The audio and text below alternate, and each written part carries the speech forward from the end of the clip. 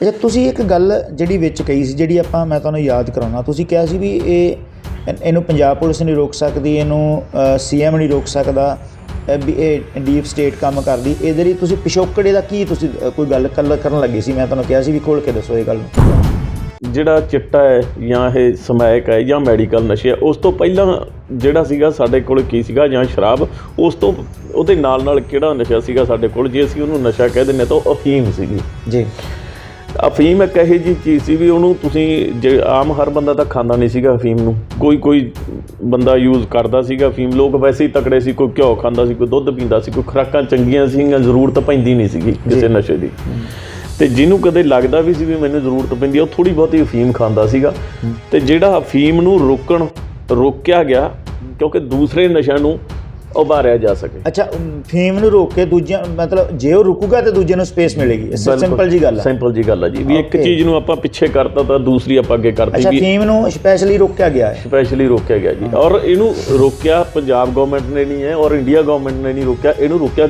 Britain ਨੇ ਕਿ ਜੀ ਇੰਡੀਆ ਦੇ ਵਿੱਚ ਉਸ ਟੀਮ ਨੇ ਜਦੋਂ ਇਹਦਾ ਸਰਵੇ ਕੀਤਾ ਉਸ ਟੀਮ ਨੇ ਇਸ ਚੀਜ਼ ਦਾ ਰਿਜ਼ਲਟ ਕੱਢਿਆ ਵੀ ਜਿਹੜੀ ਅਫੀਮ ਖਾ ਰਹੀ ਹੈ ਉਹੀ ਅਫੀਮ ਹੈ ਜਿਹੜੀ ਅੱਜ ਮੈਡੀਸਿਨ 'ਚ ਪੈਂਦੀ ਹੈ ਜਿਹੜਾ ਇਹ ਸੁੱਖਾ ਜਿਹੜੇ ਨਿਹੰਗ ਸਿੰਘ ਸੁੱਖਾ ਪੀਂਦੇ ਆ ਇੱਥੋਂ ਇੱਕ ਗੱਲ ਤੁਹਾਡੇ ਨਾਲ ਮੈਂ ਹੋਰ ਕਰਨੀ ਚਾਹੂੰਗਾ ਨਿਹੰਗ ਸਿੰਘ ਤੁਸੀਂ ਸੁੱਖੇ ਦਾ ਸੇਵਨ ਕਰਦੇ ਆ ਰਗੜਾ ਬਣਾਉਂਦੇ ਆ ਪੀਂਦੇ ਆ ਤੁਸੀਂ PGI ਚਲੇ ਜਾਓ ਤੁਸੀਂ ਰਜਿੰਦਰਾ ਹਸਪੀਟਲ ਚਲੇ ਜਾਓ ਤੁਸੀਂ ਏਮ 'ਚ ਚਲੇ ਜਾਓ ਉੱਥੇ ਤੁਸੀਂ ਵੇਖੋਗੇ ਇਸ ਚੀਜ਼ ਦਾ ਵੀ ਬਿਮਾਰੀਆਂ ਦੇ ਨਾਲ ਨਿਹੰਗ ਸਿੰਘ ਤੁਹਾਨੂੰ ਜੂਝਦੇ ਨਾ ਮਿਲਣਗੇ ਅੱਜ ਵੀ ਕਿਆ ਬਾਤ ਆ ਬਹੁਤ ਵੱਡੀ ਗੱਲ ਹੈ ਨਿਹੰਗ ਸਿੰਘ ਕਦੀ ਵੀ ਕਿਤੇ ਐਮਰਜੈਂਸੀ ਕਿਸੇ ਵੈਂਟੀਲੇਟਰ 'ਤੇ ਇਹ ਬਹੁਤ ਵੱਡੀ ਤੁਸੀਂ ਗੱਲ ਕਹੀ ਹੈ ਬੇਸ਼ੱਕ ਆਪਣੇ ਕਦੀ ਧਿਆਨ 'ਚ ਹੀ ਨਹੀਂ ਆਈ ਹਾਂਜੀ ਤੁਹਾਨੂੰ ਨਿਹੰਗ ਸਿੰਘ ਤੁਹਾਨੂੰ ਬਿਮਾਰ ਨਹੀਂ ਮਿਲਣਗੇ ਜੀ ਨਹੀਂ ਮਿਲਣਗੇ ਵੈਰੀ ਗੁੱਡ ਉਹਨਾਂ ਦੀ ਕੋਈ ਲੱਤ ਬਾਂਹ ਟੁੱਟੀ ਹੋ ਸਕਦੀ ਹੈ ਉਸ ਹਾਲਤ 'ਚ ਹੋ ਸਕਦੇ ਉੱਥੇ ਜਾਂ ਵੱਡੀ ਜਾ ਸਕਦੀ ਹੈ ਕਿਸੇ ਹੋਰ ਤਰੀਕੇ ਹੋ ਸਕਦੇ ਪਰ ਜੇ ਅਸੀਂ ਕਹੀਏ ਬਿਮਾਰ ਨਹੀਂ ਮਿਲਣਗੇ ਬਿਮਾਰੀਆਂ ਨਾਲ ਨਹੀਂ ਜੂਝਦੇ ਉੱਡਦੇ ਫਿਰਦੇ ਨੇ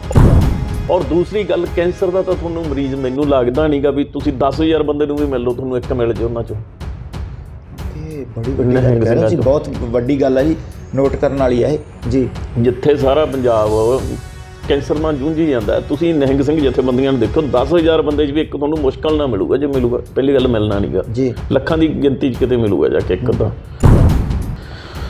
ਉਹਦੇ 'ਚ ਕੀ ਸੀਗਾ ਜੀ ਇਹ ਜਦੋਂ 1985 ਤੇ ਆਪਾਂ ਦੁਬਾਰਾ ਫੇਰ ਆਉਣੇ 1985 ਦੇ ਵਿੱਚ ਜਦੋਂ ਇਹ ਸਾਰੀ ਪ੍ਰਕਿਰਿਆ ਚੱਲਦੀ ਹੈ ਤਾਂ ਉੱਥੋਂ ਇਹ ਰਿਪੋਰਟ ਪਹੁੰਚਦੀ ਹੈ ਉਹਨਾਂ ਕੋਲ ਵੀ ਇੱਥੋਂ ਦੇ ਜਿਹੜੇ ਲੋਕ ਆ ਉਹ ਜਾਂ ਥੋੜ੍ਹੀ ਬਹੁਤੀ ਫੀਮ ਖਾਂਦੇ ਆ ਜਾਂ ਥੋੜ੍ਹਾ ਬਹੁਤਾ ਜਿਹੜਾ ਸੁੱਖਾ ਜਿਹੜਾ ਸੜਕਾਂ 'ਤੇ ਖੜਾ ਹੁੰਦਾ ਇਹਦਾ ਸੇਵਨ ਕਰਦੇ ਆ ਅਤੇ ਜਾਂ ਮਾੜਾ ਮੋਟਾ ਕੋਈ ਨਸੂਰ ਸੁੰਘੀ ਜਾਂਦਾ ਜਾਂ ਹੋਰ ਹੈ ਇੱਦੋਂ ਵੱਧ ਕੇ ਕੋਈ ਨਸ਼ਾ ਹੈ ਨਹੀਂ ਸੀ ਤਾਂ ਉਹਨਾਂ ਨੇ ਕੀ ਕੀਤਾ ਜੀ ਉਹਨਾਂ ਨੇ ਇੱਕ ਲਾਅ ਬਣਾਤਾ ਇਹਦੇ 'ਤੇ 15/85 ਜਿਹੜਾ ਫੀਮ 'ਤੇ ਲੱਗਦਾ ਜੀ 21/85 15/85 ਪੋਸਟ 'ਤੇ ਲੱਗਦਾ ਜੀ 21/85 ਹੈ ਜਿਹੜਾ ਫੀਮ 'ਤੇ ਉਹਨਾਂ ਨੇ ਇਹ ਲਾਅ ਬਣਾਤਾ ਲਾਅ ਤਾਂ ਐਕਚੁਅਲੀ ਇਹ 1947 ਤੋਂ ਵੀ ਪਹਿਲਾਂ ਦਾ ਸੀਗਾ ਪਰ ਇਹਨੂੰ ਇੱਕ ਖਾਸ ਜਿਵੇਂ ਆਪਾਂ ਕਹੀਏ ਵੀ ਉਹਦੇ 'ਚ ਲੈ ਜਾਂਦਾ ਕੰਪਲਸਰੀ ਕਰਤਾ ਜਾਂ ਇਹਨੂੰ ਸਖਤ ਕਰਤਾ ਟਾਈਟ ਕਰਤਾ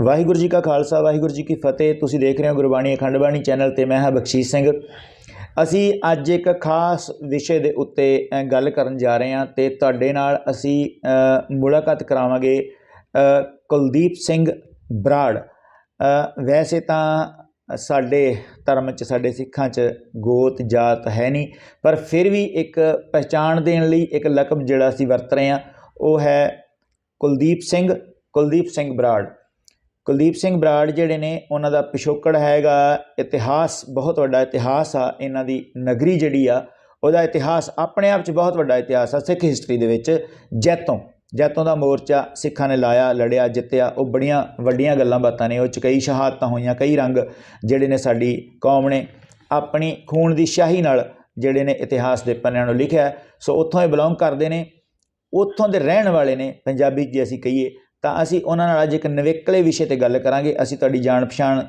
ਕਰਾ ਦਿੱਤੀ ਆ ਤਾਂ ਰੂਬਰੂ ਵੀ ਤੁਹਾਨੂੰ ਕਰਾ ਦਿੱਤਾ ਹੈ ਅਸੀਂ ਫਤਿਹ ਬੁਲਾਉਂਦੇ ਹਾਂ ਵਾਹਿਗੁਰੂ ਜੀ ਕਾ ਖਾਲਸਾ ਵਾਹਿਗੁਰੂ ਜੀ ਕੀ ਫਤਿਹ ਕੁਲਦੀਪ ਸਿੰਘ ਕਿਵੇਂ ਹੋ ਠੀਕ ਹੋ ਜੀ ਠੀਕ ਠਾਕ ਜੀ ਆਪਾਂ ਗੱਲ ਕਰਨੀ ਆ ਪਿਛਲੇ 2 ਦਹਾਕਿਆਂ ਤੋਂ ਲੈ ਕੇ ਅੱਜ ਤੱਕ ਦੀ ਹਾਂਜੀ ਗੱਲ ਇਹ ਕਰਨੀ ਆ ਕਿ ਜਿਹੜਾ ਪੰਜਾਬ ਦੇ ਵਿੱਚ ਖਾੜਕੂ ਮੂਵਮੈਂਟ ਚੱਲੀ ਲਹਿਰ ਚੱਲੀ ਜੀ ਉਸ ਤੋਂ ਬਾਅਦ ਲੋਕਾਂ ਨੇ ਇੱਕ ਖਾਸ ਤਰ੍ਹਾਂ ਦਾ ਨਾਂ ਦਿੱਤਾ ਗਿਆ, ਜਿਵੇਂ ਪੰਜ ਆਬ ਜਿਹੜਾ ਆ, ਪੰਜਾਬ ਧਰਤੀ ਜਿਹੜੀ 5 ਦਰਿਆਵਾਂ ਦੀ ਧਰਤੀ ਆ ਜੀ। ਤਾਂ ਉਹਦੇ ਵਿੱਚ ਇੱਕ ਜ਼ਿਕਰ ਕੀਤਾ ਗਿਆ ਕਿ ਇੱਥੇ ਇੱਕ 6ਵਾਂ ਦਰਿਆ ਵੀ ਹੈ ਜਿਹੜਾ ਨਸ਼ਿਆਂ ਦਾ ਆ ਜੀ। ਤੇ ਉਹਦਾ ਬਹੁਤ ਵੱਡਾ ਪ੍ਰਭਾਵ ਜਿਹੜਾ ਆ ਉਹ ਸਾਡੀ ਜ਼ਿੰਦਗੀ ਦੇ ਉੱਤੇ ਪਿਆ ਆ, ਸਾਡੀ ਨੌਜਵਾਨੀ 'ਤੇ ਪਿਆ, ਸਾਡੇ ਬੱਚਿਆਂ 'ਤੇ ਪਿਆ ਆ, ਸਾਡੇ ਆਉਣ ਵਾਲੇ ਭਵਿੱਖ 'ਤੇ ਪਿਆ ਆ, ਸਾਡੀਆਂ ਆਉਣ ਵਾਲੀਆਂ ਨਸਲਾਂ ਜਿਹੜੀਆਂ ਨੂੰ ਤਬਾਹ ਕਰਨ ਲਈ ਕਿਤੇ ਨਾ ਕਿਤੇ ਇਹ ਸਭ ਤੋਂ ਵੱਧ ਘਾਤਕ ਇਹਨੂੰ ਮੰਨਿਆ ਹੈਗਾ, ਜਿਹਦਾ ਸੁਹਿਰਦ ਲੋਕਾਂ ਨੇ ਬਹੁਤ ਜ਼ੋਰ ਸ਼ੋਰ ਨਾਲ ਰੌਲਾ ਪਾਇਆ। ਇੱਕ ਤਾਂ ਮੈਨੂੰ ਇਹ ਦੱਸੋ ਵੀ ਇਹ ਜਿਹੜੇ ਐਕਟ ਲਿਆਂਦੇ ਗਏ ਉਹ ਜਾਂ ਇਹ ਨਸ਼ਾ ਪੰਜਾਬ ਦੇ ਵਿੱਚ ਕਦੋਂ ਆਇਆ ਜੀ। ਤੇ ਜਿਵੇਂ ਕੈਪਟਨ ਅਮਰਿੰਦਰ ਸਿੰਘ ਹੋਣਾ ਨੇ ਕਿਹਾ ਸੀ ਗੁਟਕਾ ਸਾਹਿਬ ਹੱਥ 'ਚ ਫੜ ਕੇ ਕਿ ਮੈਂ ਇਹ 4 ਹਫ਼ਤਿਆਂ 'ਚ ਇਹਨੂੰ ਬੰਦ ਕਰ ਦੂੰਗਾ, ਖ਼ਤਮ ਕਰ ਦੂੰਗਾ, ਉਹ ਹੋਇਆ ਨਹੀਂ। ਉਸ ਤੋਂ ਵਧੀਆ ਉਸੇ ਤਰੀਕੇ ਨਾਲ ਹੀ ਹਰ ਦਿਨ ਮੌਤਾਂ ਵੀ ਹੋ ਰਹੀਆਂ ਨੇ, ਨਸ਼ਾ ਵੀ ਵਿਕ ਰਿਹਾ, ਬੰਦੇ ਫੜੇ ਵੀ ਜਾ ਰਹੇ ਨੇ। ਅਤੇ ਇਹ ਸਾਰੇ ਪ੍ਰਕਿਰਿਆ ਨੂੰ ਤੁਸੀਂ ਕਿਵੇਂ ਦੇਖਦੇ ਹੋ? ਦੇਖੋ, ਜਿਵੇਂ ਤੁਸੀਂ ਗੱਲ ਕੀਤੀ ਬਾਬਾ ਜੀ, ਉਹ ਗੱਲ ਇਹ ਤੁਸੀਂ ਇੱਥੋਂ ਸਟਾਰਟ ਕੀਤੀ ਹੈ ਵੀ ਪੰਜਾਬ, ਹੈ ਨਾ, ਪੰਜਾਬ ਅਤੇ 5 ਦਰਿਆਵਾਂ ਦੀ ਧਰਤੀ। ਅਤੇ ਜਿਹੜੀ ਤੁਸੀਂ ਗੱਲ ਕੀਤੀ ਹੈ ਵੀ ਹੁਣ ਇੱਕ ਜਿਹੜਾ ਇਹ 6ਵਾਂ ਦਰਿਆ ਹੈ, ਉਹ ਜਿਹੜੇ 5 ਦਰਿਆ ਸੀਗੇ ਉਹ ਸਾਡੇ ਕੁਦਰਤ ਦੀ ਦੇਣ ਸੀਗੇ, ਸਾਡੇ ਕੁਦਰਤ ਦੇ ਸਰੋਤ ਸੀ। ਪਰ ਜਿਹੜਾ 6ਵਾਂ ਦਰਿਆ ਜਿਹੜਾ ਨਸ਼ਿਆਂ ਦਾ ਚੱਲ ਰਿਹਾ, ਇਹ ਕੁਦਰਤ ਦੀ ਸਰੋਤ ਨਹੀਂ ਹੈ। ਇਹ ਜਿਹੜੇ ਪ੍ਰੈਕਟੀਕਲ ਲੀਡਰ ਹੈ ਸਾਡੇ, ਤਾਂ ਇਹ ਉਹਦੇ ਵਿੱਚੋਂ ਨਿਕਲਦਾ ਜੀ। ਇਹ 6ਵਾਂ ਦਰਿਆ ਰਾਜਨੀਤੀ ਦੇ ਵਿੱਚੋਂ ਪੈਦਾ ਹੁੰਦਾ ਹੈ। ਇਹ ਜੇ ਆਪਾਂ ਇਹਨੂੰ ਕਹੀਏ ਕੁਦਰਤ ਵੱਲੋਂ ਸੀ, ਕੁਦਰਤ ਵੱਲੋਂ ਸਾਡੇ ਦਰਿਆ 5 ਸਿਆਸੀ ਲੋਕਾਂ ਨੇ ਪੱਟਿਆ, ਇਹ ਸਿਆਸੀ ਲੋਕਾਂ ਨੇ ਇਹਨੂੰ, ਉਹ 5 ਪਿੱਛੇ ਰਹਿ ਗਏ। ਇਹ ਸਭ ਤੋਂ ਤੇਜ਼ੀ ਨਾਲ ਵਗ ਰਿਹਾ ਅੱਜ ਜੀ। ਉਹ 5 ਬਹੁਤ ਸਲੋ ਵਗ ਰਹੇ, ਪਰ ਖੁਦ ਪੱਟਿਆ ਇਹ। ਔਰ ਇਹਦਾ ਖੁਦ ਪੱਟਣ ਦਾ ਇਹਦਾ ਕਾਰਨ ਹੈ ਜੀ, ਇਹ ਦੇਖੋ ਆਪਾਂ ਨੂੰ ਲੱਗਦਾ ਵੀ ਇਹ ਪੰਜਾਬ ਗੌਰਮੈਂਟ ਕਰ ਰਹੀ ਹੈ, ਜਾਂ ਜਿਹੜੀ ਪੰਜਾਬ ਪੁਲਿਸ ਹੈ ਉਹਦੇ ਨੱਕ ਹੇਠਾਂ ਨਸ਼ੇ ਵਿਕ ਰਹੇ ਹੈ, ਜਾਂ ਪੰਜਾਬ ਪੁਲਿਸ ਇਹ 'ਤੇ ਰੋਕਥਾਮ ਕਿਉਂ ਨਹੀਂ ਕਰਦੀ ਜਾਂ ਹੋ ਰਿਹਾ। ਇਹ ਪੰਜਾਬ ਪੁਲਿਸ ਦੇ ਨਾ ਪੰਜਾਬ ਗੌਰਮੈਂਟ ਦੇ, ਇਹ ਕਿਸੇ ਦੇ ਵੀ ਹੱਥ 'ਚ ਨਹੀਂ ਇਹਨੂੰ ਰੋਕਣਾ। ਅੱਛਾ, ਠੀਕ ਹੈ ਜੀ। ਨਾ ਤਾਂ ਜੇ ਆਪਾਂ ਕਹੀਏ ਵੀ CM ਸਾਹਿਬ ਇਹਨੂੰ ਰੋਕ ਸਕਦੇ, ਨਹੀਂ ਰੋਕ ਸਕਦੇ, ਉਹ ਜਿੰਨਾ ਮਰਜ਼ੀ ਜ਼ੋਰ ਲਾ ਲੈਣਾ। ਅੱਛਾ, ਇਹਦਾ ਕੀ ਮਤਲਬ ਤੁਸੀਂ ਕਹਿ ਰਹੇ ਹੋ ਵੀ ਉਹ ਰੋਕ ਨਹੀਂ ਸਕਦੇ? ਕਿਉਂਕਿ ਇਹਦਾ ਕਾਰਨ ਇਹ ਹੈ ਜੀ, ਇਹਦੇ ਪਿੱਛੇ ਕਰਦੀ ਹੈ ਡੀਪ ਸਟੇਟ ਕੰਮ, ਅਤੇ ਜਿਹੜੀ ਡੀਪ ਸਟੇਟ ਕੰਮ ਕਰਦੀ ਹੈ ਜੀ, ਉਹਦੇ ਪਿੱਛੇ ਕਰਦੀ ਹੈ ਬ੍ਰਿਟੇਨ ਕੰਮ। ਅੱਛਾ, ਹਾਂਜੀ। ਇਹ ਸਾਰੀ ਗੱਲ ਨੂੰ ਖੋਲ੍ਹ ਕੇ ਦੱਸੋ ਜੀ ਕਿਵੇਂ? ਗੱਲ ਇਹ ਹੈ ਜੀ, ਇਹਦੇ 'ਚ ਨਾ ਥੋੜ੍ਹਾ ਜਿਹਾ ਫਿਰ ਆਪਾਂ ਇਹਦਾ ਪਿਛੋਕੜ 'ਤੇ ਲੈ ਕੇ ਚੱਲਦੇ ਹਾਂ। ਕੋਈ ਗੱਲ ਨਹੀਂ, ਤੁਸੀਂ ਇਹ ਗੱਲ ਬੜੀ ਮਹੱਤਵਪੂਰਨ ਆ, ਆਪਾਂ ਨੂੰ ਕਰੋ ਤੁਸੀਂ ਗੱਲ ਜੀ। ਤੁਸੀਂ ਦੇਖੋ ਵੀ ਜਦੋਂ ਜਿਹੜੇ ਨਸ਼ਿਆਂ ਦਾ ਦਰਿਆ ਵਗਣਾ ਸ਼ੁਰੂ ਹੋਇਆ, ਉਹ ਹੋਇਆ ਕਦੋਂ ਹੈ ਜ਼ਿਆਦਾ? 1994 ਦੇ ਵਿੱਚ 1994 'ਚ ਜੀ। ਉਸ ਤੋਂ ਪਹਿਲਾਂ ਜਿਹੜਾ ਸੀਗਾ ਉਹ ਨਸ਼ਿਆਂ ਦਾ ਦਰਿਆ ਇੰਨਾ ਨਹੀਂ ਸੀਗਾ, ਪਰ ਇੰਨਾ ਨਹੀਂ ਸੀ। ਤੁਸੀਂ ਸ਼ਾਇਦ ਸੁਣਿਆ ਹੋਣਾ ਸੰਤ ਜਰਨੈਲ ਸਿੰਘ ਭਿੰਡਰਾਂ ਦੀ, ਤੁਸੀਂ ਕੋਈ ਸਪੀਚ ਸੁਣ ਲਿਓ, ਉਹਦੇ 'ਚ ਤੁਸੀਂ ਦੇਖੋਗੇ ਵੀ ਸੰਤ ਜਰਨੈਲ ਸਿੰਘ ਭਿੰਡਰਾਂ ਵਾਲੇ ਜਦੋਂ ਵੀ ਗੱਲ ਕਰ ਰਹੇ ਆ, ਉਹ ਇਹੀ ਗੱਲ ਕਹਿੰਦੇ ਆ ਵੀ ਸ਼ਰਾਬ ਛੱਡ ਦਿਓ, ਸ਼ਰਾਬ ਨਸ਼ਾ। ਯਾਨੀ ਕਿ ਉਹਦੇ 'ਚ ਸਪੀਚ 'ਚ ਇੱਕ ਹੀ ਚੀਜ਼ ਦਾ ਨਾਂ ਆਉਂਦਾ, ਉਹਦੇ 'ਚ ਸ਼ਰਾਬ ਸ਼ਰਾਬ ਸ਼ਰਾਬ। ਇਹਦਾ ਮਤਲਬ ਵੀ ਉਦੋਂ ਸਾਡੇ ਰਵਾਇਤੀ ਨਸ਼ਿਆਂ ਦੇ ਵਿੱਚ ਸਿਰਫ ਸ਼ਰਾਬ ਸੀ, ਜਿਹੜੀ ਪਿੰਡਾਂ ਦੇ ਸਾਡੇ ਲੋਕਾਂ 'ਚ ਜ਼ਿਆਦਾ ਵਰਤੀ ਜਾਂਦੀ ਸੀ, ਉਹਨੂੰ ਉਹ ਮਨਾ ਕਰ ਰਹੇ ਨੇ। ਉਹ ਮਨਾ ਕਰ ਰਹੇ ਆ। ਜੇ ਉਸ ਟਾਈਮ ਚਿੱਟਾ ਹੁੰਦਾ ਜਾਂ ਉਸ ਟਾਈਮ ਸਮੈਕ ਹੁੰਦੀ ਤਾਂ ਉਹਨਾਂ ਨੇ ਉਹਦਾ ਵੀ ਜ਼ਿਕਰ ਕਰਨਾ, ਉਹਦਾ ਵੀ, ਜਾਂ ਮੈਡੀਕਲ ਨਸ਼ਾ ਕੋਈ ਹੁੰਦਾ ਉਹਦਾ ਵੀ ਜ਼ਿਕਰ ਕਰਨਾ ਸੀ। ਉਹਨਾਂ ਦੀ ਕੋਈ ਵੀ ਸਪੀਚ ਸੁਣੋਗੇ ਤੁਸੀਂ, ਉਹਦੇ 'ਚ ਉਹਨਾਂ ਨੇ ਸਿਰਫ ਸ਼ਰਾਬ ਕਿਹਾ। ਬਿਲਕੁਲ, ਇਹ ਜਾਣਕਾਰੀ ਵਾਲੀ ਗੱਲ ਹੈ, ਧਿਆਨ ਰੱਖਣ ਵਾਲੀ ਜੀ। ਕਿਉਂਕਿ ਉਸ ਟਾਈਮ ਦੇ ਵਿੱਚ ਸਿਰਫ ਸ਼ਰਾਬ ਨੂੰ ਹੀ ਇੱਕ ਨਸ਼ਾ ਮੰਨਿਆ ਜਾਂਦਾ ਸੀ। ਔਰ ਇਹਨੂੰ ਜਿਹੜੇ ਮੈਡੀਕਲ ਨਸ਼ੇ ਅਤੇ ਉਸ ਤੋਂ ਬਾਅਦ ਚਿੱਟਾ, ਮੈਡੀਕਲ ਨਸ਼ੇ ਪਹਿਲਾਂ ਆਉਂਦੇ ਆ ਜੀ, ਉਸ ਤੋਂ ਬਾਅਦ ਸਮੈਕ ਆਉਂਦੀ ਹੈ, ਉਸ ਤੋਂ ਬਾਅਦ ਚਿੱਟਾ ਆਉਂਦਾ ਹੈ। 94 ਦੇ ਵਿੱਚ ਸਭ ਤੋਂ ਪਹਿਲਾਂ ਜਿਹੜੀ ਹੋਂਦ ਫੜੀ ਸੀਗੀ ਉਹ ਮੈਡੀਕਲ ਨਸ਼ੇ ਨੇ ਫੜੀ ਸੀ। ਔਰ 94 ਤੋਂ ਲੈ ਕੇ ਜਿਹੜਾ ਉਹ ਮੈਡੀਕਲ ਨਸ਼ਾ ਚੱਲਿਆ ਸੰਨ 2002 ਤੱਕ, 2002 ਤੱਕ। 2002 ਦੇ ਵਿੱਚ ਸਮੈਕ ਨੇ ਆ ਕੇ ਪੰਜਾਬ ਦੇ ਵਿੱਚ ਪੂਰੀ ਤਰ੍ਹਾਂ ਐਂਟਰੀ ਕਰ ਲਈ ਸੀ, ਪਕੜ ਕਰ ਲਈ। ਪਹਿਲਾਂ ਉਸ ਤੋਂ ਪਹਿਲਾਂ ਵੀ ਥੋੜ੍ਹੀ ਥੋੜ੍ਹੀ ਚੱਲ ਰਹੀ ਸੀਗੀ, ਪਰ ਜਦੋਂ 2002 ਦੇ ਵਿੱਚ ਆ ਕੇ ਤਾਂ ਇਹ ਸ਼ਰੇਆਮ ਹੀ ਹੋ ਗਈ ਵੀ ਉਹ ਵੀ ਸਮੈਕ ਪੀ ਰਿਹਾ, ਉਹ ਵੀ ਸਮੈਕ ਪੀ ਰਿਹਾ, ਉਹ ਵੀ। ਫਿਰ 2002 ਤੱਕ ਇਹ 2002 ਤੋਂ ਲੈ ਕੇ 2000 ਮੇਰੇ ਖਿਆਲ ਤੁਸੀਂ ਰੱਖ ਲਓ ਵੀ 11-12, ਹਾਂਜੀ 11-12 ਤੱਕ ਚੱਲੀ ਜਿਹੜੀ ਉਹ ਸਮੈਕ ਚੱਲੀ ਹੈ ਜੀ। ਅਤੇ 11-12 ਤੋਂ ਬਾਅਦ ਜਿਹੜਾ ਅੱਜ ਤੱਕ ਹੈ ਉਹ ਚਿੱਟੇ ਦਾ ਦੌਰ ਚੱਲੀ ਜਾਂਦਾ ਜੀ। ਅੱਛਾ, ਤੁਸੀਂ ਇੱਕ ਗੱਲ ਜਿਹੜੀ ਵਿੱਚ ਕਹੀ ਸੀ, ਜਿਹੜੀ ਮੈਂ ਤੁਹਾਨੂੰ ਯਾਦ ਕਰਾਉਣਾ, ਤੁਸੀਂ ਕਿਹਾ ਸੀ ਵੀ ਇਹਨੂੰ ਪੰਜਾਬ ਪੁਲਿਸ ਨਹੀਂ ਰੋਕ ਸਕਦੀ, ਇਹਨੂੰ CM ਨਹੀਂ ਰੋਕ ਸਕਦਾ, ਵੀ ਇਹ ਡੀਪ ਸਟੇਟ ਕੰਮ ਕਰਦੀ। ਇਹਦੇ ਲਈ ਤੁਸੀਂ ਪਿਛੋਕੜ ਦਾ ਕੀ ਤੁਸੀਂ ਕੋਈ ਗੱਲ ਕਰਨ ਲੱਗੇ ਸੀ? ਮੈਂ ਤੁਹਾਨੂੰ ਕਿਹਾ ਸੀ ਵੀ ਖੋਲ੍ਹ ਕੇ ਦੱਸੋ ਇਹ ਗੱਲ ਨੂੰ। ਅਸਲ ਦੇ ਵਿੱਚ ਜੀ ਜਿਹੜਾ ਚਿੱਟਾ ਹੈ ਜਾਂ ਇਹ ਸਮੈਕ ਹੈ ਜਾਂ ਮੈਡੀਕਲ ਨਸ਼ੇ ਹੈ, ਉਸ ਤੋਂ ਪਹਿਲਾਂ ਜਿਹੜਾ ਸੀਗਾ ਸਾਡੇ ਕੋਲ ਕੀ ਸੀਗਾ, ਜਾਂ ਸ਼ਰਾਬ, ਉਸ ਤੋਂ ਉਹਦੇ ਨਾਲ ਕਿਹੜਾ ਨਸ਼ਾ ਸੀਗਾ ਸਾਡੇ ਕੋਲ, ਜੇ ਅਸੀਂ ਉਹਨੂੰ ਨਸ਼ਾ ਕਹਿ ਦਿੰਦੇ ਤਾਂ ਉਹ ਅਫੀਮ ਸੀਗੀ ਜੀ। ਅਫੀਮ ਇੱਕ ਇਹੋ ਜਿਹੀ ਚੀਜ਼ ਸੀ ਵੀ ਉਹਨੂੰ ਤੁਸੀਂ ਜੇ ਆਮ ਹਰ ਬੰਦਾ ਤਾਂ ਖਾਂਦਾ ਨਹੀਂ ਸੀਗਾ ਅਫੀਮ ਨੂੰ, ਕੋਈ ਬੰਦਾ ਯੂਜ਼ ਕਰਦਾ ਸੀਗਾ ਅਫੀਮ। ਲੋਕ ਵੈਸੇ ਹੀ ਤਕੜੇ ਸੀ, ਕੋਈ ਘਿਓ ਖਾਂਦਾ ਸੀ, ਕੋਈ ਦੁੱਧ ਪੀਂਦਾ ਸੀ, ਕੋਈ ਖੁਰਾਕਾਂ ਚੰਗੀਆਂ ਸੀਗੀਆਂ, ਜ਼ਰੂਰਤ ਪੈਂਦੀ ਨਹੀਂ ਸੀਗੀ ਕਿਸੇ ਨਸ਼ੇ ਦੀ। ਅਤੇ ਜਿਹਨੂੰ ਕਦੇ ਲੱਗਦਾ ਵੀ ਸੀ ਵੀ ਮੈਨੂੰ ਜ਼ਰੂਰਤ ਪੈਂਦੀ ਆ, ਉਹ ਥੋੜ੍ਹੀ ਬਹੁਤੀ ਅਫੀਮ ਖਾਂਦਾ ਸੀਗਾ। ਅਤੇ ਜਿਹੜਾ ਅਫੀਮ ਨੂੰ ਰੋਕਿਆ ਗਿਆ ਕਿਉਂਕਿ ਦੂਸਰੇ ਨਸ਼ਿਆਂ ਨੂੰ ਉਭਾਰਿਆ ਜਾ ਸਕੇ। ਅੱਛਾ, ਫੀਮ ਨੂੰ ਰੋਕ ਕੇ ਦੂਜਿਆਂ, ਮਤਲਬ ਜੇ ਉਹ ਰੁਕੂਗਾ ਤਾਂ ਦੂਜੇ ਨੂੰ ਸਪੇਸ ਮਿਲੇਗੀ। ਸਿੰਪਲ ਜੀ ਗੱਲ ਹੈ। ਸਿੰਪਲ ਜੀ ਗੱਲ ਹੈ ਜੀ, ਵੀ ਇੱਕ ਚੀਜ਼ ਨੂੰ ਆਪਾਂ ਪਿੱਛੇ ਕਰਤਾ ਤਾਂ ਦੂਸਰੀ ਆਪਾਂ ਅੱਗੇ ਕਰਤੀ। ਅੱਛਾ, ਫੀਮ ਨੂੰ ਸਪੈਸ਼ਲੀ ਰੋਕਿਆ ਗਿਆ ਹੈ। ਸਪੈਸ਼ਲੀ ਰੋਕਿਆ ਗਿਆ ਜੀ। ਔਰ ਇਹਨੂੰ ਰੋਕਿਆ ਪੰਜਾਬ ਗੌਰਮੈਂਟ ਨੇ ਨਹੀਂ ਹੈ, ਔਰ ਇੰਡੀਆ ਗੌਰਮੈਂਟ ਨੇ ਨਹੀਂ ਰੋਕਿਆ, ਇਹਨੂੰ ਰੋਕਿਆ ਬ੍ਰਿਟੇਨ ਨੇ। ਬ੍ਰਿਟੇਨ ਤੇ 1985 ਦੇ ਵਿੱਚ ਅਮਰੀਕਾ ਦੇ ਉੱਤੇ ਬ੍ਰਿਟੇਨ ਦਾ ਪ੍ਰੈਸ਼ਰ ਸੀਗਾ ਜੀ, 1985 'ਚ ਜੀ।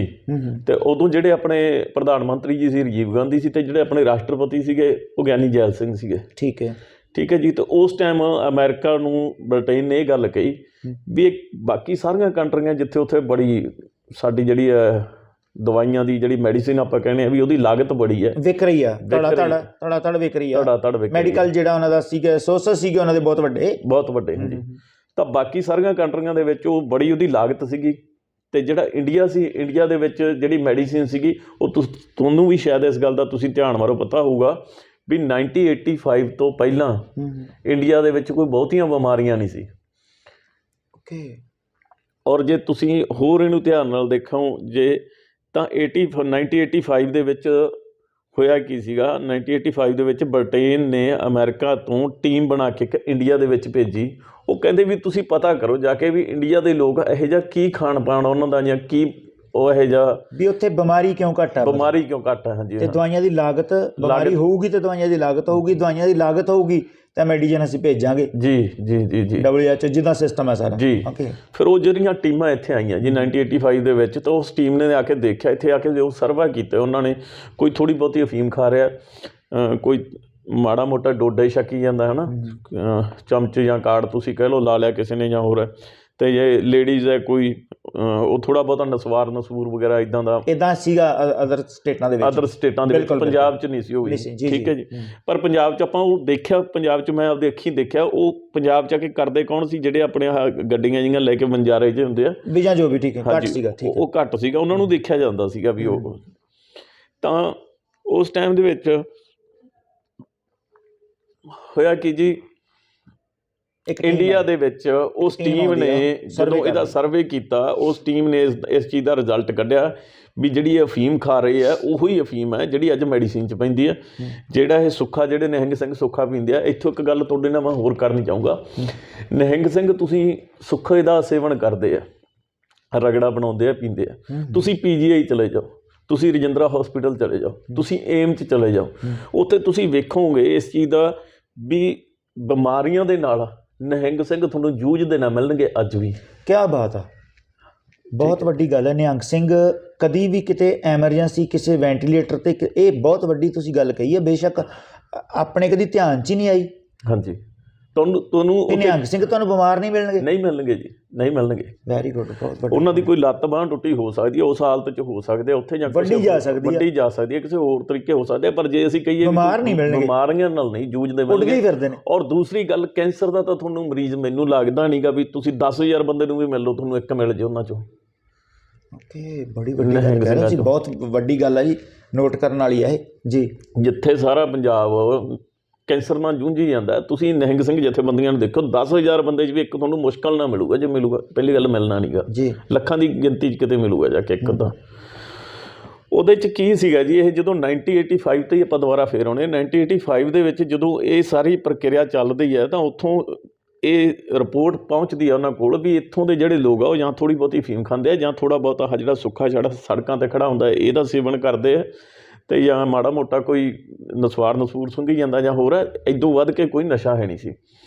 ਤਾਂ ਉਹਨਾਂ ਨੇ ਕੀ ਕੀਤਾ ਜੀ, ਉਹਨਾਂ ਨੇ ਇੱਕ ਲਾਅ ਬਣਾ ਤਾ ਇਹਦੇ 'ਤੇ 15/61/85 ਜਿਹੜਾ ਅਫੀਮ 'ਤੇ ਲੱਗਦਾ ਜੀ, 21/61/85 15/61/85 ਪੋਸਟ 'ਤੇ ਲੱਗਦਾ ਜੀ, 21/61/85 ਹੈ ਜਿਹੜਾ ਅਫੀਮ 'ਤੇ। ਉਹਨਾਂ ਨੇ ਇਹ ਲਾਅ ਬਣਾ ਤਾ। ਲਾਅ ਤਾਂ ਐਕਚੁਅਲੀ ਇਹ 1947 ਤੋਂ ਵੀ ਪਹਿਲਾਂ ਦਾ ਸੀਗਾ, ਪਰ ਇਹਨੂੰ ਇੱਕ ਖਾਸ ਜਿਵੇਂ ਆਪਾਂ ਕਹੀਏ ਵੀ ਉਹਦੇ 'ਚ ਲੈ ਜਾਂਦਾ, ਕੰਪਲਸਰੀ ਕਰਤਾ ਜਾਂ ਇਹਨੂੰ ਸਖਤ ਕਰਤਾ, ਟਾਈਟ ਕਰਤਾ, ਜੀ ਟਾਈਟ ਕਰਤਾ ਇਸ ਚੀਜ਼ ਨੂੰ, ਕਿਉਂਕਿ ਬਹੁਤ ਜ਼ਿਆਦਾ ਹਾਰਡ ਹੈ। ਯਾਨੀ ਕਿ ਇਹਦੀ ਜੇ ਤੁਸੀਂ ਡੀਪਲੀ ਜਾ ਕੇ ਇਹਨੂੰ ਵੇਖੋਗੇ ਹਾਂਜੀ, ਤਾਂ ਇਹ ਟਾਡਾ ਤੋਂ ਵੀ ਖਤਰਨਾਕ ਆ, ਟਾਡਾ ਤੋਂ ਵੀ ਖਤਰਨਾਕ, ਟਾਡਾ ਤੋਂ ਖਤਰਨਾਕ ਆ, ਕਿਉਂਕਿ ਇਹਦੀਆਂ ਜਿਹੜੀਆਂ ਪਰਤਾਂ ਨੇ ਉਹ ਬਹੁਤ ਜਟਲ ਨੇ, ਗੁੰਝਲਦਾਰ ਨੇ ਬਹੁਤ ਜੀ। ਹਾਂਜੀ ਹਾਂਜੀ। ਤਾਂ ਜਦ ਇਹਦੇ ਤੇ ਦੇਖੋ 1985 'ਚ ਐਕਟ ਬਣਦੇ ਆ, ਔਰ ਉਹ ਦੋਨਾਂ ਐਕਟਾਂ ਦੇ ਪਿੱਛੇ ਕੀ ਹੈ, 2161-85 ਤੇ 1561-85 ਇਹਨਾਂ ਨੂੰ ਜ਼ਿਆਦਾ ਅਮਲ 'ਚ ਲੈ ਕੇ ਆਂਦਾ ਗਿਆ। ਹਾਲਾਂਕਿ ਹੈਗੇ 1947 ਤੋਂ ਜਿਹੜੇ ਅੰਗਰੇਜ਼ੀ ਹਕੂਮਤ ਦੇ ਐਕਟ ਸੀਗੇ ਉਹਨਾਂ 'ਤੇ ਹੀ ਕੰਮ ਸਾਡੀ ਜਿਹੜੀ ਹੈ ਇੰਡੀਆ ਗੌਰਮੈਂਟ ਕਰ ਰਹੀ ਹੈ, ਉਸੇ ਦੇ ਤਹਿਤ ਹੀ ਹੈ। ਤਾਂ ਇੱਥੇ ਸਾਡੇ ਉਹਨਾਂ ਨੇ ਕੀ ਕੀਤਾ ਵੀ ਇਹਨਾਂ 'ਤੇ ਸਖਤ ਜਿਹੜਾ ਵਾਈਨ ਕਰਾਤਾ ਅਫੀਮ ਪੋਸਤ ਨੂੰ, ਠੀਕ ਹੈ ਜੀ। ਔਰ ਆਪਦੇ ਅਮਰੀਕਾ ਨੇ ਜਾ ਕੇ 18 ਸਟੇਟਾਂ ਦੇ ਵਿੱਚ ਕੰਪਲਸਰੀ ਕਰਤਾ ਵੀ ਤੁਸੀਂ ਇੱਥੇ ਅਫੀਮ ਵੀ ਬੀਜਣੀ ਹੈ। ਅੱਛਾ, ਔਰ ਇੱਥੇ ਤੁਸੀਂ ਗਾਂਜਾ 18 ਸਟੇਟਾਂ 'ਚ US ਨੇ ਕੰਪਲਸਰੀ ਕਰਤਾ ਉਦੋਂ?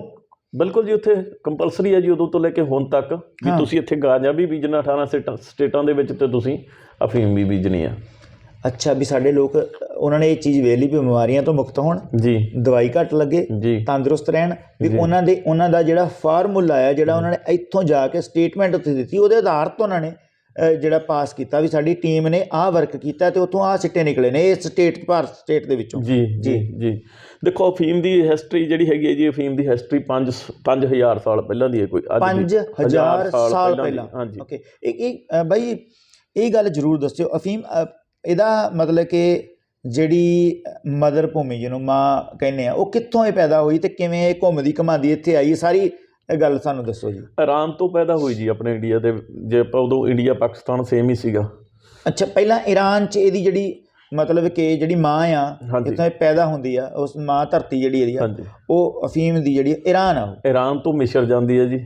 ਅੱਛਾ, ਮਿਸਰ ਤੋਂ ਉਸ ਤੋਂ ਬਾਅਦ ਅਫਗਾਨ ਜਾਂਦੀ ਹੈ ਜੀ, ਅਫਗਾਨ ਤੋਂ ਬਾਅਦ ਇਹ MP 'ਚ UP 'ਚ ਆ ਜਾਂਦੀ ਹੈ ਜੀ, ਉਸ ਤੋਂ ਬਾਅਦ ਇਹ ਜਾ ਕੇ ਰਾਜਸਥਾਨ ਦੇ ਵਿੱਚ ਆਉਂਦੀ ਹੈ। ਨਹੀਂ, ਉਦੋਂ 5000 ਸਾਲ ਪਹਿਲਾਂ ਵੀ ਨਹੀਂ, ਇਹ ਆਪਾਂ 5000 ਸਾਲ ਪਹਿਲਾਂ ਦੀ ਤਾਂ ਇਹਦੀ ਹੋਂਦ ਹੈ ਜੀ, ਇਹਦੀ ਹੋਂਦ ਆ। ਹਾਂਜੀ, ਜਿਹੜੀ ਇਹ ਇੱਥੇ ਆਈ ਆ ਇਹ ਫਿਰ ਇੱਦਾਂ ਆਈ ਹੈ ਇਰਾਨ ਤੋਂ ਉੱਧਰ, ਤੇ ਉੱਥੋਂ ਫਿਰ ਅਫਗਾਨ, ਤੇ ਅਫਗਾਨ 'ਚੋਂ MP 'ਚੋਂ ਰਾਜਸਥਾਨ 'ਚੋਂ ਫਿਰ ਪੰਜਾਬ ਦੇ ਵਿੱਚ ਆ ਗਈ ਜੀ। ਪਰ ਪੰਜਾਬ 'ਚ ਇਹਨੂੰ ਬੀਜਿਆ ਨਹੀਂ ਜਾਂਦਾ ਹੈਗਾ, ਬੀਜਾ ਇਹਨੂੰ ਸਿਰਫ ਰਾਜਸਥਾਨ ਦੇ ਵੀ ਕੁਛ ਹਿੱਸੇ ਆ ਜਿੱਥੇ ਬੀਜਿਆ ਜਾਂਦਾ ਹੈ, MP ਦੇ ਕੁਛ ਹਿੱਸੇ ਹੈਗੇ ਆ, UP ਦੇ ਕੁਛ ਹਿੱਸਾ ਹੈਗਾ ਜਿੱਥੇ ਇਹਨੂੰ ਬੀਜਿਆ ਜਾ ਸਕਦਾ ਹੈ। ਜਦ ਇਹਨਾਂ ਨੇ ਸਭ ਤੋਂ ਪਹਿਲਾਂ ਜਦੋਂ ਅੰਗਰੇਜ਼ ਗੌਰਮੈਂਟ ਇੱਥੇ ਸੀਗੀ 1947 ਤੋਂ ਪਹਿਲਾਂ ਜੀ, ਇਹਨਾਂ ਨੇ ਪ੍ਰੋਸੈਸ ਉਦੋਂ ਹੀ ਸਟਾਰਟ ਕਰਤਾ ਸੀ। ਬਟ ਦੇਸ਼ ਜਦੋਂ ਆਜ਼ਾਦ ਹੋ ਗਿਆ ਉਹ ਉੱਥੇ ਚਲੇ ਗਏ, ਉਹ ਆਪਦਾ ਦੇਸ਼ ਤਾਂ ਇੱਥੇ ਛੱਡ ਕੇ, ਇੰਡੀਆ ਦਾ ਇੱਥੇ ਛੱਡ ਕੇ ਉਹ ਉੱਧਰ ਚਲੇ ਗਏ। ਪਰ ਉਹਨਾਂ ਦੇ ਜਿਹੜੇ ਨਕਸ਼ੇ ਕਦਮ ਸੀਗੇ ਉਹ ਇੰਡੀਆ 'ਚ ਅੱਜ ਵੀ ਉਹੀ ਹੈ।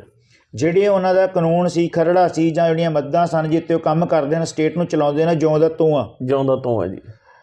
ਤੁਸੀਂ ਜਿਹੜੀ ਗੱਲ ਕਰ ਰਹੇ ਹੋ ਵੀ ਇਹ ਉੱਥੇ ਉਹਨਾਂ ਨੇ ਲਾਗੂ ਕਰ ਲਿਆ, ਇਸ ਸਟੇਟ ਨੂੰ ਪ੍ਰੈਸ਼ਰਾਈਜ਼ ਕਰਕੇ ਇੱਥੇ ਕਾਨੂੰਨ ਬਣ ਗਏ, ਯਾਨੀ ਕਿ ਤੁਸੀਂ ਕਹਿੰਦੇ ਹੋ ਕਿ ਇਹ ਕਾਨੂੰਨ ਬ੍ਰਿਟੇਨ ਨੇ ਬਣਾਇਆ ਤੇ US ਨੇ ਜਿਹੜੇ ਇਹ ਸਖਤ ਕੀਤੇ ਇੱਥੇ, ਇੱਥੇ ਬੈਨ ਕੀਤੀ ਜਿਹੜੀ ਫੀਮ। ਜਿੱਥੋਂ ਤੁਸੀਂ ਗੱਲ ਕੀਤੀ ਸੀ ਵੀ ਸ਼ਿਮਾ ਦਰਿਆ, ਇਹ ਸ਼ਿਮਾ ਦਰਿਆ ਜੀ ਉਦੋਂ ਤੋਂ ਹੀ ਪਲਾਂਟਡ ਸੀਗਾ, ਇਹ ਕੋਈ ਅੱਜ ਨਹੀਂ, ਅੱਜ ਤਾਂ ਇਹ ਹੋਂਦ ਵਿੱਚ ਆਇਆ, ਅੱਜ ਹੋਂਦ 'ਚ ਆਇਆ, ਇਹਦੀ ਨੀਂਹ ਜਿਹੜੀ ਆ ਉੱਥੇ ਹੀ ਆ, ਇਹ ਉੱਥੇ ਹੀ ਹੈ ਜੀ, ਉੱਥੇ ਹੀ ਪਈ ਹੈ। ਓਕੇ, ਅੱਛਾ, ਮੈਂ ਇੱਕ ਗੱਲ ਦੱਸੋ ਜੀ, ਤੁਸੀਂ ਜਿਵੇਂ ਹੁਣ ਤੁਸੀਂ ਜਿਹੜੀ ਗੱਲ ਮੰਨ ਲਓ ਵੀ ਆਹ ਹੈਗਾ ਆ ਪੰਜਾਬ, ਤੇ ਪੰਜਾਬ ਦੇ ਨਾਲ ਇੱਕ ਇਸ ਤਰ੍ਹਾਂ ਖੂੰਜਾ ਬਣਦਾ ਆ, ਜਿੱਥੇ ਆਹ ਰਾਜਸਥਾਨ ਆ, ਆਹ ਹਰਿਆਣਾ ਹੈ, ਆਹ ਪੰਜਾਬ ਹੈ, 3 ਸਟੇਟਾਂ ਇਕੱਠੀਆਂ ਨੇ ਜੀ।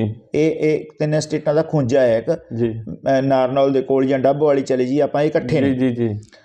ਤੇ ਰਾਜਸਥਾਨ ਤੇ ਪੰਜਾਬ ਜੀ, ਤੇ ਕੁਝ ਹਿੱਸਾ ਜੰਮੂ ਦਾ ਜਿਹੜਾ ਆ ਜੀ, ਜਾਂ ਕੱਛ ਭੁਜ ਤੱਕ ਆਪਾਂ ਲਾ ਲਈਏ, ਤੇ ਇਸ ਜਿਹੜਾ ਆ ਬੈਲਟ ਜਿਹੜੀ ਆ ਪਾਕਿਸਤਾਨ ਦੇ ਨਾਲ ਲੱਗਦੀ ਹੈ ਜੀ। ਹੁਣ ਜਿਵੇਂ ਤੁਸੀਂ ਕਹਿ ਰਹੇ ਹੋ ਵੀ ਉਹਨਾਂ ਨੇ ਉੱਥੇ ਲਾਗੂ ਕਰ ਲਿਆ, ਇੱਥੇ ਇਹ ਕਾਨੂੰਨ ਨੂੰ ਹੋਂਦ 'ਚ ਲਿਆਂਦਾ। ਹੋਂਦ 'ਚ ਕੀ ਲਿਆਂਦਾ ਕਿ ਕਾਨੂੰਨ ਪੁਰਾਣਾ ਸੀ, ਉਹਨੂੰ ਸਖਤ ਕਰ ਦਿੱਤਾ ਮੱਦਾਂ ਉਹਦੀਆਂ।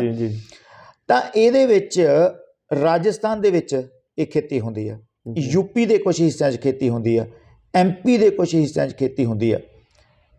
ਪੰਜਾਬ ਤੇ ਹਰਿਆਣਾ ਦੋਨੋਂ ਸਟੇਟਾਂ ਜਿਹੜੀਆਂ ਨੇ ਜਿੱਥੇ ਜਿਨ੍ਹਾਂ ਨੂੰ ਪੰਜਾਬੀ ਬੋਲਦੇ ਇਲਾਕਿਆਂ ਦੀ ਅੱਜ ਤੱਕ ਮੰਗ ਕੀਤੀ ਜਾਂਦੀ ਆ, ਤੇ ਜਿਵੇਂ ਕਰਨਾਲ ਹੋ ਗਿਆ, ਕੁਰੂਕਸ਼ੇਤਰ ਹੋ ਗਿਆ, ਚੀਕਾ, ਇੱਧਰ ਕੈਥਲ ਨਾਲ ਲੱਗਦੇ ਜਿਹੜੇ ਏਰੀਆ ਨੇ, ਕੁਝ ਰਾਜਸਥਾਨ ਦੇ ਵਿੱਚ ਨੇ ਨਾਲ ਪੰਜਾਬੀ ਬੋਲਦੇ ਇਲਾਕੇ ਜਿਹਨੂੰ ਆਪਾਂ ਕਹਿ ਦਿੰਦੇ ਹਾਂ।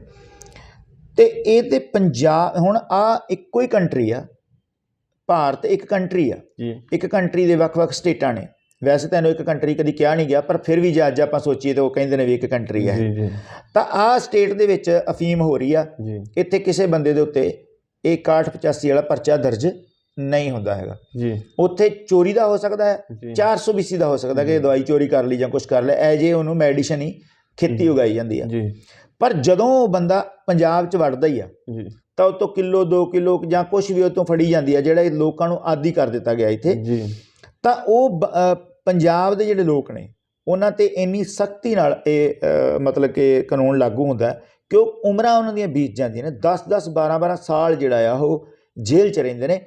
ਇਹ ਤੁਹਾਨੂੰ ਸਾਰੀ ਪ੍ਰਕਿਰਿਆ ਕੀ ਲੱਗਦੀ ਵੀ ਇਹਦੇ ਪਿੱਛੇ ਕੀ ਮਨਸ਼ਾ ਆ ਵੀ ਇਹ ਦੋ ਜਿਹੜੀਆਂ ਸਟੇਟਾਂ ਨੇ ਇਹਦੇ ਵਿੱਚ ਤਾਂ ਆਉਣ ਸਾਰ ਮਤਲਬ ਕਿ ਸਿੱਧਾ ਹੀ ਕੇਸ ਦਰਜ ਤੇ ਬੰਦੇ ਅਰੈਸਟ ਤੇ ਜੇਲ੍ਹਾਂ ਭਰੀਆਂ ਪਈਆਂ ਨੇ, ਜਦੋਂ ਕਿ ਰਾਜਸਥਾਨ ਦੇ ਵਿੱਚ ਖੇਤੀ ਹੁੰਦੀ ਹੈ, ਯੂਪੀ ਦੇ ਵਿੱਚ ਖੇਤੀ ਹੁੰਦੀ ਆ। ਇਹ ਸਮਝ ਨਹੀਂ ਆਈ, ਸਮਝ ਤੋਂ ਬਾਹਰ ਆ ਵੀ ਇਹਦਾ ਮੇਨ ਇਹਦੀ ਜਿਹੜੀ ਜੜ ਆ ਉਹ ਕੀ ਆ ਤੇ ਕਿਉਂ ਇਹ ਸਾਰਾ ਕੁਝ ਹੋਇਆ। ਦੇਖੋ ਇਹਦੇ 'ਚ ਇੱਕ ਚੀਜ਼ ਹੈ ਜੀ, ਜਿਵੇਂ ਹੁਣ ਤੁਸੀਂ ਅਫੀਮ ਦੀ ਗੱਲ ਕੀਤੀ ਹੈ ਵੀ ਕਿਲੋ ਜਾਂ ਅੱਧਾ ਕਿਲੋ ਆ ਗਈ ਜਾਂ ਪੰਜਾਬ 'ਚ ਆ ਗਈ ਤਾਂ ਉਹਦੇ 'ਤੇ ਕੇਸ ਦਰਜ ਹੋ ਗਿਆ ਜਾਂ ਹੋਰ ਹੈ। ਸਭ ਤੋਂ ਪਹਿਲੀ ਗੱਲ ਤਾਂ ਇਹ ਹੈ ਜੀ, ਅਫੀਮ ਜਿਹੜੀ ਹੈਗੀ ਹੈ ਪੰਜਾਬ ਦੇ ਵਿੱਚ ਅੱਜ ਅਫੀਮ ਦਾ ਤਾਂ ਕੋਈ ਕੇਸ ਹੀ ਹੈ ਨਹੀਂ ਗਾ। ਉਹ ਕੇਸ ਹੀ ਸਾਰੇ ਚਿੱਟੇ ਦੇ ਅਤੇ ਜਾਂ ਸਮੈਕ ਵੀ ਖਤਮ ਹੀ ਹੈ, ਠੀਕ ਹੈ ਜੀ। ਉਹ ਸਾਰੇ ਕੇਸ ਹੈ ਜਿਹੜੇ ਚਿੱਟੇ ਦੇ ਆ। ਪਰ ਚਿੱਟੇ ਤੋਂ ਅਫੀਮ ਵੱਲ ਨੂੰ ਜਿਹੜਾ ਚਿੱਟੇ ਵੱਲ ਨੂੰ ਲੈ ਕੇ ਆਉਣਾ, ਇੱਕ ਚੀਜ਼ ਨੂੰ ਆਪਾਂ ਕੋਲੇ ਰੱਖ ਲਿਆ ਤੇ ਦੂਜੀ ਨੂੰ ਸੇਲ ਕਰਤਾ। ਜੀ ਜੀ ਜੀ ਪੰਜਾਬ ਬਦਲ ਦਿੱਤਾ ਇਹਨਾਂ ਨੇ। ਪੰਜਾਬ ਨੂੰ ਅਫੀਮ ਵੀ ਪਹਿਲਾਂ ਇਸੇ ਰੂਪ 'ਚ ਦਿੱਤੀ ਗਈ ਸੀ। ਪੰਜਾਬ 'ਚ ਤਾਂ ਅਫੀਮ ਹੁੰਦੀ ਨਹੀਂ ਸੀਗੀ ਪਹਿਲਾਂ, ਤੋਂ ਹੀ ਨਹੀਂ ਕਦੇ ਹੋਈ ਪੰਜਾਬ 'ਚ ਵੀ। ਜੀ ਜੀ ਜੀ ਪਹਿਲਾਂ ਵੀ ਕੀ ਸੀਗਾ, ਫਿਰ ਥੋੜ੍ਹਾ ਹੋਰ ਲੰਬਾ ਜਾਣਾ ਪੈਣਾ ਆਪਾਂ ਨੂੰ ਇਹਦੇ ਵਾਸਤੇ ਵੀ। ਅਫੀਮ ਹੈ ਨਾ ਜੀ, ਜਿਹੜੀ ਅਫੀਮ ਸਾਨੂੰ ਅੱਜ ਵੀ ਸਾਡੀ ਸਰਕਾਰ ਇਹ ਕਹਿ ਕੇ ਕਮਲੇ ਬਣਾਉਂਦੀ ਹੈ ਵੀ ਇਹ ਤਾਂ ਜੀ ਮੈਡੀਸਿਨ 'ਚ ਪੈਂਦੀ ਹੈ, ਇਹ ਤਾਂ ਮੈਡੀਸਿਨ 'ਚ ਯੂਜ਼ ਹੁੰਦੀ ਹੈ। ਪਰ ਜਿਹੜੀ ਇੰਡੀਆ ਦੇ ਵਿੱਚ ਵੀ ਅਫੀਮ ਹੁੰਦੀ ਹੈ ਉਹਦਾ 63% ਅੱਜ ਵੀ ਬ੍ਰਿਟੇਨ ਜਾਂਦੀ ਹੈ। ਅੱਛਾ, ਇੰਡੀਆ 'ਚ ਅੱਜ ਵੀ ਨਹੀਂ ਹੈ ਯੂਜ਼, ਮਤਲਬ ਖੇਤੀ ਅਸੀਂ ਕਰਦੇ 63% ਹਾਂਜੀ ਹਾਂਜੀ ਅੱਜ ਵੀ ਬ੍ਰਿਟੇਨ ਜਾਂਦੀ ਹੈ, ਇੰਗਲੈਂਡ ਅੱਜ ਵੀ ਜਾਂਦੀ ਹੈ। ਸਾਨੂੰ ਕਹਿ ਕੇ ਇਹ ਬੀਜਿਆ ਜਾਂਦਾ ਜਿਹੜੇ ਜੇ ਪੰਜਾਬ 'ਚ ਨਹੀਂ ਤਾਂ ਪੰਜਾਬ ਦੇ ਦੂਜੇ ਹਿੱਸਿਆਂ ਦੇ ਵਿੱਚ, ਰਾਜਸਥਾਨ ਜਾਂ ਯੂਪੀ ਜਾਂ ਜਿਨ੍ਹਾਂ ਦੀ ਤੁਸੀਂ ਖੇਤਰਾਂ ਦੀ ਗੱਲ ਕਰਦੇ ਹੋ, ਉੱਥੇ ਵੀ ਜਿਹੜੀ ਪੈਦਾਵਾਰ ਹੁੰਦੀ ਹੈ ਉਹ ਕੋਈ ਇੰਡੀਆ 'ਚ ਖਪਤ ਨਹੀਂ ਹੁੰਦੀ ਗੀ, ਉਹ ਵੀ ਬਾਹਰ ਹੀ ਜਾਂਦੀ ਹੈ। ਪਰ ਜਿਹੜੀ ਗੱਲ ਇੱਥੇ ਹੈਗੀ ਇੰਡੀਆ ਦੇ ਵਿੱਚ, ਜੇ ਆਪਾਂ ਖਾਸ ਪੰਜਾਬ ਦੀ ਗੱਲ ਕਰੀਏ, ਪੰਜਾਬ ਨੂੰ ਵਾਰ-ਵਾਰ ਇੱਕ ਗੱਲ ਵਾਸਤੇ ਟਾਰਗੇਟ ਕੀਤਾ ਜਾਂਦਾ ਹੈ ਵੀ ਪਹਿਲਾਂ ਇਹਨਾਂ ਨੇ ਦੇਖਿਆ ਜ਼ਰੂਰ ਵੀ ਇਹ ਜਿਹੜੇ ਇੰਡੀਆ ਪੰਜਾਬੀ ਹੈ ਉਹਨਾਂ ਨੂੰ ਸ਼ਾਇਦ ਅਫੀਮ ਦੇ ਨਸ਼ੇ 'ਤੇ ਲਾ ਕੇ ਅਸੀਂ ਨਸ਼ੇੜੀ ਕਰ ਲਾਂਗੇ। ਪਰ ਅਫੀਮ ਇੱਕ ਇਹੋ ਜਿਹਾ ਨਸ਼ਾ ਹੈ ਜਿਹੜਾ ਬੰਦੇ ਨੂੰ ਜੇ ਖਾਊਗਾ ਤਾਂ ਕੰਮ ਵੀ ਕਰੂਗਾ ਬੰਦਾ, ਮਤਲਬ ਹੋਰ ਤਗੜੇ ਕਰਤਾ ਉਹਨਾਂ ਨੇ, ਹੋਰ ਫਾਰਮੂਲਾ ਉਲਟਾ ਹੋ ਗਿਆ ਹਾਂਜੀ। ਕਿਉਂਕਿ ਸਾਡੇ ਲੋਕਾਂ ਦੀ ਇੱਕ ਜਿਹੜਾ ਸਾਡੇ ਅੰਦਰ ਇੱਕ ਜਜ਼ਬਾ ਪਿਆ ਹੁੰਦਾ, ਉਹ ਇਹ ਹੁੰਦਾ ਵੀ ਅਸੀਂ ਕੰਮ ਕਰਨਾ ਬੜਾ ਜ਼ਰੂਰੀ ਹੈ। ਕਿਰਤ ਜਿਹੜੀ ਆਪਣੀ ਗੁਰੂ ਨਾਨਕ ਸਾਹਿਬ ਨੇ ਸਾਡੇ ਵਿੱਚ ਵੀ ਉਹ ਕਿਰਤ ਬੜੀ ਜ਼ਰੂਰੀ ਹੈ, ਆਪਣੇ ਲੋਕ ਹਾਂਜੀ ਕਰਦੇ ਆ। ਤਾਂ ਉਹ ਜਦੋਂ ਆਪਦੀ ਕਿਰਤ ਤਾਂ ਉਹਨਾਂ ਲੋਕਾਂ ਨੇ ਛੱਡੀ ਨਾ, ਅਫੀਮ ਖਾ ਕੇ ਹੋਰ ਕਿਰਤ ਕਰਦੇ ਰਹੇ, ਵਧਾ ਲਈ ਉਹਨਾਂ ਨੇ, ਵਧਾ ਲਈ ਜੀ ਹਾਂਜੀ ਉਹਨਾਂ ਨੇ ਕਿਰਤ। ਤਾਂ ਉਹਨਾਂ ਨੇ ਕੀ ਕੀਤਾ, ਉਹ ਲੰਬਾ ਟਾਈਮ ਉਹਨਾਂ ਨੇ ਦੇਖਿਆ ਚਲਾ ਕੇ ਪੰਜਾਬ ਦੇ ਵਿੱਚ ਅਫੀਮ ਦੇ ਕੇ ਦੇਖੀ, ਪਰ ਜਦੋਂ ਉਹਨਾਂ ਦੇ ਮਨਸੂਬੇ ਕਾਮਯਾਬ ਹੋਇਆ, ਰਿਜ਼ਲਟ ਨਹੀਂ ਸਹੀ ਪਹੁੰਚਿਆ ਉਹਨਾਂ ਮੁਤਾਬਕ ਅਫੀਮ ਨੂੰ ਪਿੱਛੇ ਖਿੱਚ ਲਿਆ ਜੀ। ਹੁਣ ਜੇ ਤੁਸੀਂ ਰਾਜਸਥਾਨ ਦੀ ਗੱਲ ਕਰੋ, ਰਾਜਸਥਾਨ ਆਪਣੇ ਨਾਲ ਹੀ ਹੈ, ਕੋਈ ਦੂਰ ਨਹੀਂ ਹੈ। ਰਾਜਸਥਾਨ 'ਚ ਆਹੀ ਡੋਡੇ ਜਿਹੜੇ ਇੱਥੇ 1000 ਰੁਪਏ 2000 ਰੁਪਏ ਕਿਲੋ ਵੀ ਨਹੀਂ ਮਿਲਦੇ ਹੋਣੇ, ਉੱਥੇ 5 ਰੁਪਏ ਕਿਲੋ ਦੇ ਹਿਸਾਬ ਨਾਲ ਭੱਠਿਆਂ 'ਚ ਫੂਕੀ ਜਾਂਦੇ ਆ ਹਾਈ ਡੋਡੇ। ਠੀਕ ਹੈ ਜੀ, ਇੱਟਾਂ ਪਕਾਉਣ ਲਈ ਕੰਮ ਆਉਂਦੇ ਆ। ਸੋ ਇਹ ਪੂਰੇ ਦਾ ਪੂਰਾ ਜਿਹੜਾ ਟਾਰਗੇਟ ਕੀਤਾ ਗਿਆ, ਇਹ ਸ਼ੁਰੂ ਤੋਂ ਲੈ ਕੇ ਪੰਜਾਬ ਨੂੰ ਸਰਕਾਰਾਂ ਨੇ ਟਾਰਗੇਟ ਕੀਤਾ ਹੈ। ਔਰ ਇਹ ਵੀ ਕੋਈ CM ਸਾਹਿਬ ਦੀ ਜੇ ਆਪਾਂ ਕਹੀਏ ਵੀ ਉਹਨਾਂ ਨੇ ਕੀਤਾ, ਉਹਨਾਂ ਨੇ ਵੀ ਨਹੀਂ ਕੀਤਾ। ਇਹ ਤਾਂ ਡੀਪ ਸਟੇਟ ਕੰਮ ਕਰਦੀ ਹੈ ਵੀ ਕਿਵੇਂ ਕਿਹੜੇ ਫਿਰਕੇ ਨੂੰ ਕਿਹੜੇ ਤਰੀਕੇ ਨਾਲ ਅਸੀਂ ਸੈੱਟ ਕਰਕੇ ਰੱਖਣਾ, ਕਿਹੜੇ ਨਸ਼ੇ ਅਸੀਂ ਉਹਨਾਂ ਨੂੰ ਦੇਣੇ ਆ, ਸਟੈਬਲਿਸ਼ ਕੀਤਾ ਜਾਂਦਾ, ਪਰੋਸ ਕੇ ਦਿੱਤੇ ਜਾਂਦੇ ਆ ਸਾਰਾ ਕੁਛ। ਨਹੀਂ ਤੁਸੀਂ ਜਿਹੜਾ ਵੇਖੋ, ਮੇਰੀ ਗੱਲ ਸੁਣੋ, ਜੇ ਇਹਦੇ ਵਿੱਚ ਪੰਜਾਬ ਦੇ ਲੋਕਾਂ ਦੇ ਵਿੱਚ ਜਿਹੜਾ ਇਹ ਨਸ਼ਾ ਉਹਨਾਂ ਨੇ ਦੇ ਦਿੱਤਾ, ਤੁਹਾਡਾ ਕਹਿਣ ਦਾ ਮਤਲਬ ਇਹ ਹੈ ਪਹਿਲਾਂ ਉਹ ਲਿਆਂਦਾ, ਉਹਦੇ ਨਾਲ ਉਹਨਾਂ ਨੂੰ ਰਿਜ਼ਲਟ ਨਹੀਂ ਮਿਲਿਆ, ਉਸ ਤੋਂ ਬਾਅਦ ਉਹਨਾਂ ਨੇ ਆਹ ਨਸ਼ਾ ਲੈਂਦਾ ਅਫੀਮ ਬੰਦ ਕਰ ਦਿੱਤੀ, ਇਹ ਨਸ਼ਾ ਦੇ ਦਿੱਤਾ, ਉਸ ਤੋਂ ਬਾਅਦ ਲਗਾਤਾਰ ਕੁਛ ਬੰਦਿਆਂ ਦੀ ਡੈਥ ਹੋ ਰਹੀ ਆ ਔਰ ਕੁਛ ਮਤਲਬ ਤੁਸੀਂ ਵੇਖੋ ਵੀ ਜੇਲ੍ਹਾਂ ਭਰੀਆਂ ਜਾ ਰਹੀਆਂ ਨੇ। ਇਹ ਸਾਰੀ ਪ੍ਰਕਿਰਿਆ ਕੀ ਆ, ਤੁਹਾਨੂੰ ਕੀ ਲੱਗਦਾ ਵੀ ਇਹ ਕਿਉਂ ਇਹ ਭਾਣਾ ਵਾਪਰਿਆ ਆ? ਕਿਉਂਕਿ ਜਿਹੜੇ ਪੰਜਾਬ ਜੇਲ੍ਹਾਂ DGP ਸੀਗੇ ਸ਼ਸ਼ੀਕਾਂਤ ਜੀ, ਉਹਨਾਂ ਨੇ ਇੱਕ ਸਟੇਟਮੈਂਟ ਦਿੱਤੀ ਸੀਗੀ ਕਿ ਜਿੰਨਾ ਚਿਰ ਜਿਹੜਾ ਆ 85 ਤੋਂ ਲੈ ਕੇ 1992 ਤੱਕ ਜਿਹੜੀ ਖਾੜਕੂ ਮੂਵਮੈਂਟ ਰਹੀ ਆ, ਉਹਦੇ ਦੌਰਾਨ ਪੰਜਾਬ 'ਚ ਜਿਹੜੇ ਮਾਰੂ ਨਸ਼ੇ ਨਹੀਂ ਆ ਸਕੇ ਜਿੰਨਾ ਚਿਰ ਉਹ ਮੂਵਮੈਂਟ ਰਹੀ ਆ। ਉਸ ਤੋਂ ਬਾਅਦ ਇਹ ਪਨਪੇ ਨੇ। ਜਿਹੜੀ ਗੱਲ ਤੁਸੀਂ ਕਰ ਰਹੇ ਹੋ 94 ਵਾਲੀ, ਮੈਂ ਤਾਂ ਉੱਥੇ ਲੈ ਕੇ ਆਉਣਾ। ਤੁਸੀਂ ਕਿਹਾ ਵੀ 94 ਤੋਂ ਬਾਅਦ ਇੱਕਦਮ ਇਹ ਵਧੇ। ਕੀ ਤੁਹਾਨੂੰ ਲੱਗਦਾ ਆ ਵੀ ਜਿਹੜਾ ਆ ਉਹ ਮੂਵਮੈਂਟ ਤੋਂ ਬਾਅਦ ਜਿਹੜਾ ਇਹ ਦੌਰ ਆ ਇਹਦਾ ਕੀ ਹੋ ਸਕਦਾ, ਇਹਦੇ ਮਾਇਨੇ ਕੀ ਨੇ? ਨਸਲ ਕੁਸ਼ੀ ਹੈ ਜੀ ਇਹਦੀ ਮਾਇਨੇ ਸਹੀ ਮਾਇਨੇ 'ਚ। ਜੇ ਆਪਾਂ ਸਟੇਟ ਫਾਰਵਰਡ ਗੱਲ ਕਰਨੀ ਹੋਵੇ ਤਾਂ ਆਪਾਂ ਇਹੀ ਕਹਾਂਗੇ, ਕਿਉਂਕਿ ਦੇਖੋ ਕਿਵੇਂ, ਹਾਂ ਮੈਂ ਉਹੀ ਤੁਹਾਨੂੰ ਐਕਸਪਲੇਨ ਕਰਨ ਲੱਗਾ। ਕਿਉਂਕਿ ਦੇਖੋ ਸਾਨੂੰ ਪੰਜਾਬ ਦੇ ਲੋਕਾਂ ਨੂੰ ਉਹਨਾਂ ਨੇ ਕੀ ਕੀਤਾ, ਸਾਨੂੰ ਨਸ਼ਿਆਂ 'ਚ ਧੱਕ ਕੇ ਦੇਖ ਲਿਆ, ਉਹਨਾਂ ਦਾ ਨਹੀਂ ਸੂਤ ਬੈਠਿਆ। ਮਾਨਸਿਕ ਤੌਰ 'ਤੇ ਸਾਡੀ ਨਸਲ ਕੁਸ਼ੀ ਕਰਕੇ ਦੇਖੀ, ਉਹਨਾਂ ਦਾ ਨਹੀਂ ਸੂਤ ਬੈਠਾ। ਆ ਜਿਹੜੇ ਹੁਣੇ 3 ਕਾਲੇ ਕਾਨੂੰਨ ਜਿਨ੍ਹਾਂ ਨੂੰ ਆਪਾਂ ਪੰਜਾਬ ਕਹਿੰਦਾ ਅਸੀਂ ਰੱਦ ਕਰਾ ਕੇ ਆਇਆ ਪੰਜਾਬ, ਉਹਨਾਂ ਨੇ ਉਹ ਵੀ ਕਰਕੇ ਦੇਖ ਲਿਆ। ਉਸ ਤੋਂ ਬਾਅਦ ਉਹਨਾਂ ਨੇ ਦੇਖਿਆ ਵੀ ਪੰਜਾਬ ਦੇ ਲੋਕ ਉਹ ਲੋਕ ਹੈ ਵੀ ਜੇ ਆਪਾਂ ਪੂਰੇ ਇੰਡੀਆ ਦੀ ਗੱਲ ਕਰੀਏ ਤਾਂ ਸਾਰਾ ਇੰਡੀਆ ਦੇ ਵਿੱਚੋਂ ਇੱਕੋ ਇੱਕ ਖੇਤਰ ਹੈ ਪੰਜਾਬ ਜਿਹੜਾ ਆਪਦੇ ਹੋਣ ਦਾ, ਜਿੰਦਾ ਹੋਣ ਦਾ ਸਬੂਤ ਦਿੰਦਾ ਹੈ। ਕਿਆ ਬਾਤ ਆ, ਕਿਆ ਬਾਤ ਆ। ਮਾਨਸਿਕ ਗੁਲਾਮੀ 'ਚ ਜਕੜਿਆ ਹੋਇਆ ਦੇਸ਼ ਹੈ ਤੇ ਲੋਕੀ, ਤੁਹਾਡਾ ਕਹਿਣ ਦਾ ਇਹ ਭਾਵ ਹੈ ਕਿ ਸੰਤ ਬਾਬਾ ਜਰਨੈਲ ਸਿੰਘ ਖਾਲਸਾ ਭਿੰਡਰਾਂਵਾਲੇ ਨੇ ਜਿਹੜੀ ਗੱਲ ਕਹੀ ਸੀ ਕਿ ਸਰੀਰ ਦਾ ਮਰ ਜਾਣਾ ਮੌਤ ਨਹੀਂ, ਜ਼ਮੀਰ ਦਾ ਮਰ ਜਾਣਾ ਹੀ ਬੰਦੇ ਦੀ ਮੌਤ ਆ।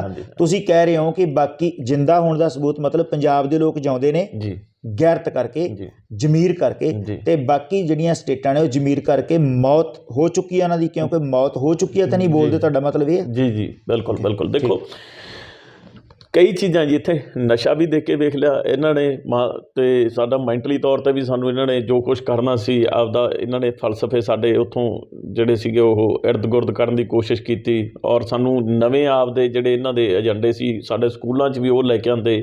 ਉਸੇ ਚੀਜ਼ 'ਤੇ ਮਤਲਬ ਸਿਲੇਬਸ ਜਿਹੜਾ ਸਕੂਲਾਂ ਦੇ ਵਿੱਚ ਬੱਚਿਆਂ ਨੂੰ ਪੜ੍ਹਾਇਆ ਜਾਂਦਾ ਹੈ।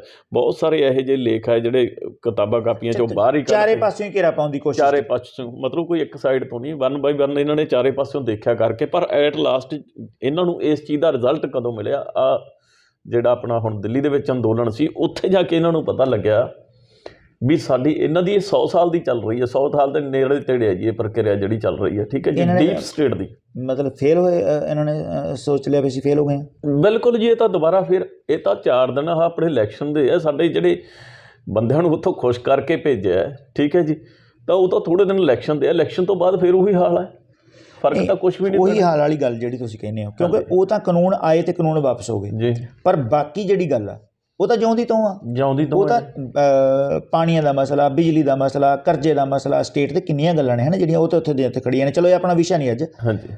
ਮੈਂ ਜਿਹੜੀ ਤੁਸੀਂ ਇੱਕ ਗੱਲ ਨੂੰ ਖੋਲ੍ਹਣ ਦੀ ਕੋਸ਼ਿਸ਼ ਕਰ ਰਹੇ ਹੋ ਵੀ 94 ਤੋਂ ਬਾਅਦ ਇਸ ਪਾਸੇ ਨੂੰ ਲਿਆਂਦਾ ਗਿਆ ਜੀ। ਇਹਦੇ ਪਿੱਛੇ ਕੀ ਕਾਰਨ ਸੀ ਸਟੇਟ ਦਾ ਵੀ ਉਹਨਾਂ ਇਹ ਸਟੇਟ ਦੇ ਵਿੱਚ ਬਹੁ ਗਿਣਤੀ ਜਿਹੜੇ ਲੋਕਾਂ ਦੀ ਸੀ ਉਹ, ਜਾਂ ਇਹਦਾ ਕੀ ਰੀਜਨ ਸੀ ਵੀ ਉਹਨਾਂ ਲੋਕਾਂ ਨੂੰ ਇਸ ਪਾਸੇ ਲਿਆ ਕੇ ਜਿਹੜਾ ਤੁਸੀਂ ਨਸਲਕੁਸ਼ੀ ਦੀ ਗੱਲ ਕੀਤੀ ਆ ਵੀ ਇਹ ਸਟੇਟ ਨੂੰ ਇਹ ਸਟੇਟ ਨੇ ਸੋਚਿਆ ਵੀ ਪਹਿਲਾਂ ਜਿਹੜੇ ਮੂਵਮੈਂਟ ਵੇਲੇ ਕੁਛ ਬੰਦੇ ਜਿੱਦਾਂ ਲਵਾਰਸ ਲਾਸ਼ਾਂ ਕਹਿ ਕੇ ਜਾਂ ਝੂਠੇ ਪੁਲਿਸ ਮੁਕਾਬਲਿਆਂ 'ਚ ਜਿਹੜੇ ਨੌਜਵਾਨ ਮਾਰ ਦਿੱਤੇ ਗਏ, ਤਾਂ ਉਸ ਤੋਂ ਬਾਅਦ ਤੁਹਾਨੂੰ ਲੱਗਦਾ ਵੀ ਇਹ ਵੀ ਇੱਕ ਏਜੰਡਾ ਸੀਗਾ ਸੈਂਟਰ ਦਾ?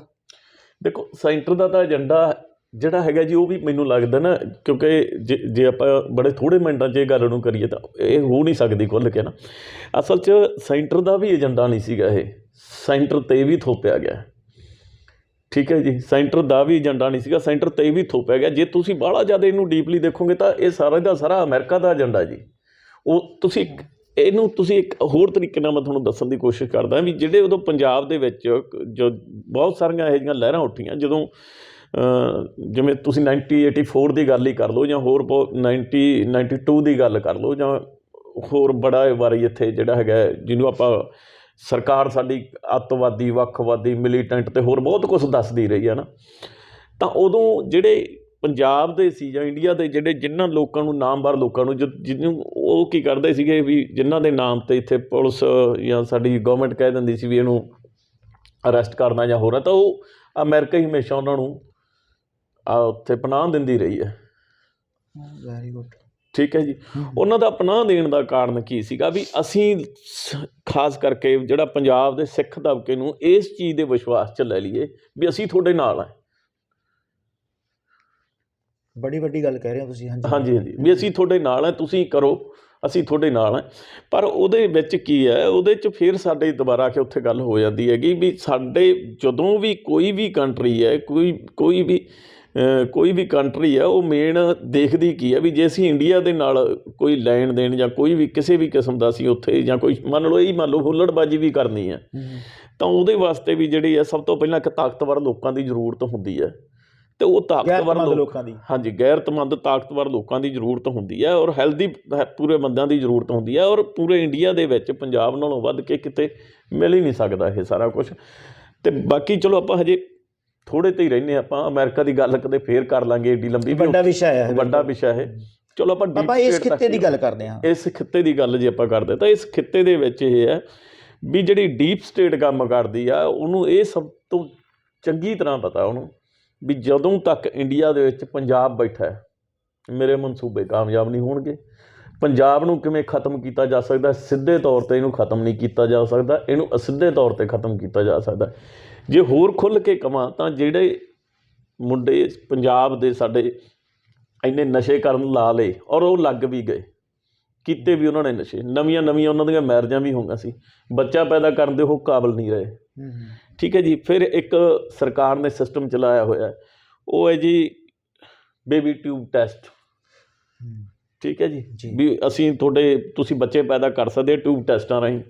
ਉਹ ਟਿਊਬ ਟੈਸਟ ਨੂੰ ਵੀ ਇੱਕ ਮਤਲਬ ਬਿੰਦ ਦੀ ਜਾਂ ਵੀਰਜ ਦੀ ਜ਼ਰੂਰਤ ਹੁੰਦੀ ਹੈ ਜਿਹੜੀ, ਉਹ ਜਿੰਨੇ ਵੀ ਪੰਜਾਬ ਦੇ ਲੋਕ ਹੈਗੇ ਆ ਉਹ ਜਾਂਦੇ ਆ ਹੌਸਪੀਟਲ 'ਚ ਜਾਂਦੇ ਆ ਅਤੇ ਉਹਨਾਂ ਨੂੰ ਲੱਗਦਾ ਵੀ ਅਸੀਂ ਬੇਬੀ ਟਿਊਬ ਰਾਹੀਂ ਬੱਚਾ ਲੈ ਲਿਆ ਜਾਂ ਹੋਰ ਆ, ਉਹ ਸਾਰਾ ਜਿਹੜਾ ਉਹਨਾਂ ਦਾ ਬਲੱਡ ਜਾਂ ਉਹਨਾਂ ਨੂੰ ਕਹਿ ਲਓ ਜਾਂ ਉਹਨਾਂ ਨੂੰ ਬਿੰਦ ਕਹਿ ਲਓ, ਵੀਰਜ ਕਹਿ ਲਓ, ਉਹ ਜਿਹੜੇ ਉਸ ਇੰਜੈਕਸ਼ਨ ਯੂਜ਼ ਕੀਤੇ ਜਾਂਦੇ ਆ ਬੱਚੇ ਪੈਦਾ ਕਰਨ ਲਈ, ਉਹ ਸਾਰੇ ਦੇ ਸਾਰੇ ਕੋਈ ਬਿਹਾਰ ਦਾ ਅਤੇ ਕੋਈ ਯੂਪੀ ਦਾ, ਕੋਈ ਕਿੱਥੋਂ ਦਾ ਜੀ।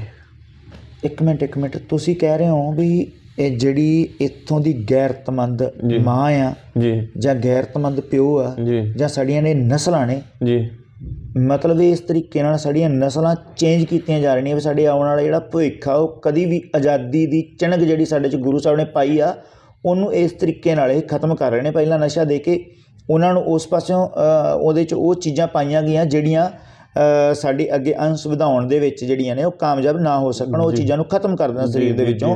ਉਸ ਤੋਂ ਬਾਅਦ ਉਹਨਾਂ ਨੇ ਅੱਗੋਂ ਕਹਿ ਤਾ ਵੀ ਜੇ ਤੁਸੀਂ ਇਹ ਨਹੀਂ ਕਰ ਸਕਦੇ ਤੁਸੀਂ ਆਹ ਕਰ ਲਓ, ਵੀ ਸਾਡੇ ਅੱਗੇ ਪਰੋਸ ਕੇ ਰੱਖਤਾ। ਮਤਲਬ ਇਹ ਸਾਰੀ ਕਹਾਣੀ ਜਿਹੜੀ ਆ, ਨਹੀਂ ਇੱਕ ਗੱਲ ਤੁਸੀਂ ਮਤਲਬ ਵਾਰ-ਵਾਰ ਆਪਾਂ ਕਹਿ ਰਹੇ ਹਾਂ ਵੀ ਡੀਪ ਸਟੇਟ ਵੀ ਤਾਂ ਤੁਸੀਂ ਇਹਨਾਂ ਨੂੰ ਮੁਕਤ ਕਰ ਰਹੇ ਹੋ, ਇਹ ਨਹੀਂ ਨਾਲ ਹੈਗੇ। ਨਹੀਂ ਦੇਖੋ ਜਿਹੜੀ ਇੰਡੀਅਨ ਸਟੇਟ ਆ ਜੀ ਵੀ ਉਹ ਇਸ ਪਾਲਿਸੀ 'ਚ ਸ਼ਾਮਲ ਨਹੀਂ ਹੈਗੀ। ਨਹੀਂ ਦੇਖੋ ਪਤਾ ਕੀ ਹੈ, ਦੋ ਗੱਲਾਂ ਹੁੰਦੀਆਂ ਜੀ। ਇਹ ਸ਼ਾਮਲ ਹੈਗੀ ਹੈ, ਮੈਂ ਇਹ ਨਹੀਂ ਕਹਿੰਦਾ ਵੀ ਇਹ ਸ਼ਾਮਲ ਨਹੀਂ ਹੈ, ਸ਼ਾਮਲ ਤਾਂ ਸਾਰੇ ਹੀ ਹੈ। ਸਾਡਾ CM ਤੋਂ ਲੈ ਕੇ ਸਾਡੇ PM ਤੋਂ ਲੈ ਕੇ ਸਾਡੇ MC ਤੱਕ ਵੀ ਹੈ। ਹਾਂ ਠੀਕ ਹੈ ਜੀ, ਛੋਟੇ ਤੋਂ ਛੋਟੀ ਧਿਰ ਵੀ, ਵੱਡੀ ਤੋਂ ਵੱਡੀ। ਹਾਂ ਮੈਂ ਇਹ ਕਹਿੰਦਾ ਸੀ, ਤੁਸੀਂ ਕਹਿ ਰਹੇ ਨੇ ਸਿਰਫ ਮੈਂ ਕਹਿਣਾ ਵੀ ਮਤਲਬ ਕਿ ਘੁੰਡੀ ਉੱਥੋਂ ਚੱਲ ਰਹੀ ਹੈ ਸਾਰੀ। ਹਾਂਜੀ, ਪਰ ਇਹ ਨਹੀਂ ਆਪਾਂ ਕਹਿ ਸਕਦੇ ਵੀ ਰਾਹੀਂ ਤਾਂ ਪੈਪ ਤਾਂ ਹੀ ਹੈ ਨਾ, ਪਾਈਪਲਾਈਨ ਤਾਂ ਹੀ ਹੈ, ਪਾਈਪਲਾਈਨ ਇਹੀ ਹੈ ਜਿਹਦੇ ਰਾਹੀਂ ਸਾਰਾ ਕੁਝ ਹੋ ਰਿਹਾ ਹੈ। ਕਿਉਂਕਿ ਜਿਵੇਂ ਤੁਸੀਂ ਪਹਿਲਾਂ ਗੱਲ ਕਹੀ ਹੈ ਨਾ, ਉਸ ਤੁਸੀਂ ਗੱਲ ਨੂੰ ਦੇਖੋ ਵੀ ਪਾਕਿਸਤਾਨ ਤਾਂ ਸਾਡੇ ਇੱਥੋਂ ਵਾਹਗਾ ਬਾਰਡਰ ਤੋਂ ਸਾਡੇ ਨਾਲ ਤੁਰਿਆ ਜਾਂਦਾ ਅਤੇ ਉਹ ਕਸ਼ਭੁਜ ਤੱਕ ਲੱਗਦਾ ਜੀ, ਲੱਗਦਾ ਬਿਲਕੁਲ। ਠੀਕ ਹੈ ਜੀ, ਰਾਜਸਥਾਨ ਦਾ ਵੀ ਏਰੀਆ ਲੱਗਦਾ, ਕਸ਼ਭੁਜ ਤਾਂ ਬਿਲਕੁਲ ਸਾਡਾ ਗੁਜਰਾਤ 'ਚ ਹੀ ਚਲਾ ਗਿਆ ਬਿਲਕੁਲ। ਠੀਕ ਹੈ ਜੀ, ਉੱਥੋਂ ਤੱਕ ਰਾਜਸਥਾਨ ਸਾਡੇ ਨਾਲ ਲੱਗਦਾ ਹੁੰਦਾ। ਪੰਜਾਬ ਦੇ ਵਿੱਚ ਚਿੱਟੇ ਦੀ ਗੱਲ ਹੁੰਦੀ ਹੈ, ਸਮੈਕ ਦੀ ਗੱਲ ਹੁੰਦੀ ਹੈ ਜਾਂ ਹੋਰ ਨਸ਼ਿਆਂ ਦੀ ਗੱਲ ਹੁੰਦੀ ਹੈ, ਸਾਡੀ ਗਵਰਨਮੈਂਟ ਕੀ ਕਰਦੀ ਹੈ, ਉਹ ਪਾਕਿਸਤਾਨ ਦੇ ਸਿਰ ਤੇ ਪੱਲਾ ਝਾੜ ਦਿੰਦੀ ਹੈ ਵੀ ਤਾਂ ਪਾਕਿਸਤਾਨ। ਹਾਂ ਇਹ ਵੱਡੀ ਗੱਲ ਹੈ ਬਿਲਕੁਲ, ਵੀ ਪਾਕਿਸਤਾਨ ਇਕੱਲਾ ਪੰਜਾਬ ਦੇ ਨਾਲ ਤਾਂ ਨਹੀਂ ਲੱਗਦਾ, ਪਾਕਿਸਤਾਨ ਤਾਂ ਗੁਜਰਾਤ ਦੇ ਨਾਲ ਵੀ ਲੱਗਦਾ, ਰਾਜਸਥਾਨ ਨਾਲ ਵੀ ਲੱਗਦਾ, ਰਾਜਸਥਾਨ ਦੇ ਨਾਲ ਵੀ ਲੱਗਦਾ। ਉੱਥੋਂ ਦੇ ਲੋਕ ਕਿੰਨੇ ਕੁ ਚਿੱਟੇ ਨਾਲ ਮਰ ਰਹੇ ਆ, ਇਹ ਵੱਡੀ ਗੱਲ ਆ ਬਿਲਕੁਲ। ਠੀਕ ਹੈ, ਤੁਸੀਂ ਕਦੀ ਵੀ ਨਹੀਂ ਵੇਖਿਆ ਕਿ ਰਾਜਸਥਾਨ ਦੇ ਗੰਗਾਨਗਰ ਜੋਧਪੁਰ ਦੇ ਵਿੱਚ ਕੋਈ ਬੰਦਾ ਚਿੱਟੇ ਨਾਲ ਮਰ ਗਿਆ ਹੋਏ, ਤੜਫ ਰਿਹਾ ਹੋਏ, ਕਦੀ ਵੀ ਕਿਸੇ ਦੀ ਮਾਂ ਵੈਣ ਪਾਉਂਦੀ ਹੋਏ। ਹਾਂਜੀ ਕਦੇ ਵੀ ਨਹੀਂ ਜੀ ਪੰਜਾਬ। ਇਹ ਤਾਂ ਸਿਰਫ ਜਿਹੜਾ ਕਰਨਾਲ ਟੱਪੇ ਹੀ ਨਹੀਂ। ਸੋ ਗੱਲ ਕਿੱਥੇ ਆਉਂਦੀ ਹੈ ਜੀ, ਟਾਰਗੇਟ ਕਿੱਥੇ ਕੀਤਾ ਜਾ ਰਿਹਾ, ਟਾਰਗੇਟ ਪੰਜਾਬ ਨੂੰ ਕੀਤਾ ਜਾ ਰਿਹਾ। ਅਸਲ ਕੀ ਆ ਕਿ ਜਿਹੜੀ ਤੁਸੀਂ ਗੱਲ ਕਹਿ ਰਹੇ ਹੋ, ਜਿਹੜੀ ਚਿਣਗ ਆ ਬਾਬੇ ਨਾਨਕ ਵਾਲੀ, ਉਹ ਚਿਣਗ ਨੂੰ ਖਤਮ ਕਰਨ ਤੇ ਅਸਲ ਗੱਲ ਇਹ ਆ ਜਿਹੜੀ ਤੁਸੀਂ ਅਸਲ ਗੱਲ ਕਰਨਾ ਚਾਹੁੰਦੇ ਹੋ। ਇੱਕ ਗੱਲ ਥੋੜੀ ਹੋਰ ਦੱਸਿਓ ਕਿ ਜਿਵੇਂ ਆਪਾਂ ਗੱਲ ਕਿਹਾ ਵੀ ਇਹ ਐਕਟ ਬਣਾ ਲਿਆ 1994 ਤੋਂ ਬਾਅਦ, ਇਹਨੂੰ ਜਿਹੜਾ ਇਹਦੀ ਨਸ਼ੇ ਦੀ ਬਹੁਤ ਤਾਤ ਇੱਥੇ ਹੋਈ ਤੇ ਨਸ਼ਾ ਲੋਕਾਂ ਨੇ ਕੀਤਾ, ਤੇ ਇਹ ਸਾਰਾ ਤੁਹਾਡੇ ਕਹਿਣ ਮੁਤਾਬਕ ਇਹ ਸਾਰਾ ਨਸਲਕੁਸ਼ੀ ਦਾ ਏਜੰਡਾ ਆ ਔਰ ਵੱਖ-ਵੱਖ ਤਰੀਕਿਆਂ ਨਾਲ ਅਜਮਾਇਆ ਜਾ ਰਿਹਾ ਆ। ਤੇ ਜਿਵੇਂ ਹੁਣ ਪੰਜਾਬ ਦੇ ਵਿੱਚ ਜੇਲ੍ਹਾਂ ਦੇ ਵਿੱਚ ਤੁਸੀਂ ਕੀ ਸਮਝਦੇ ਹੋ ਵੀ ਇਹ ਵੀ ਇੱਕ ਉਸ ਏਜੰਡੇ ਦਾ ਹਿੱਸਾ ਆ ਕਿ ਥੋੜ੍ਹਾ ਜਿਹਾ ਕਿਸੇ ਤੋਂ ਚੀਜ਼ ਫੜੀ ਗਈ, ਹੁਣ ਮੰਨ ਲਓ ਚਿੱਟੇ ਦਾ 10 ਗ੍ਰਾਮ 5 ਗ੍ਰਾਮ ਫੜਿਆ ਜਾਂਦਾ ਆ, ਉਹ 5 ਸਾਲ ਲਈ 4 ਸਾਲ ਲਈ ਅੰਦਰ ਆ, ਹੈ ਇਹ ਜਿਹੜੀ ਬਹੁਗਿਣਤੀ ਸਿੱਖ ਸਟੇਟ ਆ, ਇਹਦਾ ਕੀ ਤੁਸੀਂ ਸੋਚਦੇ ਹੋ ਵੀ ਇਹ ਕਿਸ ਏਜੰਡੇ ਦੀ ਇਹ ਕਿਹਦਾ ਹਿੱਸਾ ਆ, ਇਹ ਕਿਹੜੀ ਸੋਚ ਦਾ ਹਿੱਸਾ ਆ ਵੀ ਇਹਨਾਂ ਨੂੰ ਜੇਲ੍ਹਾਂ 'ਚ ਧੱਕ ਦਿਓ? ਕਿਉਂਕਿ ਪਹਿਲਾਂ ਖਾੜਕੂਆ ਦੇ ਨਾਂ 'ਤੇ ਸੀਗਾ, ਗੈਂਗਸਟਰ ਹੋ ਗਿਆ, ਹੁਣ ਇਹ ਨਸ਼ਾ ਥੋੜ੍ਹਾ ਜਿਹਾ ਵੀ ਕਿਸੇ ਤੋਂ ਫੜਿਆ ਚੱਲ ਅੰਦਰ, ਤੇ ਫਿਰ ਗੋਲੀਆਂ ਪਾ ਕੇ ਨਾਲ 5-5 ਸਾਲ ਬੰਦੇ 10-10 ਸਾਲ ਅੰਦਰ ਨਹੀਂ ਬਾਹਰ ਨਹੀਂ ਆਉਂਦੇ ਹੈਗੇ। ਜਦੋਂ ਕਿਸੇ ਪੁਲਿਸ ਅਫਸਰ ਨਾਲ ਗੱਲ ਕਰੀਏ ਆਪਾਂ ਕੈਮਰੇ ਤੋਂ ਬਾਹਰ ਜਾ ਕੇ, ਤਾਂ ਉਹ ਵੀ ਇਹ ਕਹਿੰਦੇ ਨੇ ਵੀ ਸਾਨੂੰ ਤਾਂ ਕੋਈ ਸਮਝ ਨਹੀਂ ਆ ਰਹੀ। ਜਿਹੜੇ ਚੰਗੇ ਬੰਦੇ ਨੇ ਉਹ ਕਹਿੰਦੇ ਨੇ ਸਾਨੂੰ ਸਮਝ ਨਹੀਂ ਆ ਰਹੀ। ਹੁਣ ਅੱਜ ਤੁਸੀਂ ਜਿਹੜੀ ਗੱਲ ਕੀਤੀ ਵੀ ਇਹਦੀ ਸਮਝ ਕਿਤੇ ਹੋਰ ਆ, ਇਹ ਆਈ ਕਿਤੇ ਹੋਰ ਰਹੀ ਹੈ ਗੱਲ, ਇਹ ਤੁਹਾਨੂੰ ਕੀ ਲੱਗਦਾ ਵੀ ਇਹ ਸਾਰੀ ਸਟ੍ਰੈਟਜੀ ਦਾ ਹਿੱਸਾ ਆ? ਬਿਲਕੁਲ ਜੀ, ਇਹ ਹਿੱਸਾ ਵੀ ਹੈ ਨਾਲ। ਦੂਜੀ ਇਹ ਗੱਲ ਹੈ ਵੀ ਦੇਖੋ ਤੁਸੀਂ ਮੈਂ ਤੁਹਾਨੂੰ ਹੋਰ ਇੱਕ ਤਰੀਕੇ ਨਾਲ ਗੱਲ ਦੱਸਣ ਦੀ ਕੋਸ਼ਿਸ਼ ਕਰਦਾ ਵੀ ਸ਼ਾਇਦ ਪੰਜਾਬ ਦੇ ਨਾਲ ਜਿਹੜੀਆਂ ਤੁਸੀਂ ਦੱਸਿਆ ਵੀ ਜਗ੍ਹਾ ਪੰਜਾਬ ਨਾਲ ਹੀ ਨਹੀਂ, ਵੀ ਪਾਕਿਸਤਾਨ ਕਿੱਥੇ ਕਿੱਥੇ ਇੰਡੀਆ ਦੇ ਨਾਲ ਸਾਡੇ ਲੱਗਦਾ ਆ, ਠੀਕ ਹੈ ਜੀ।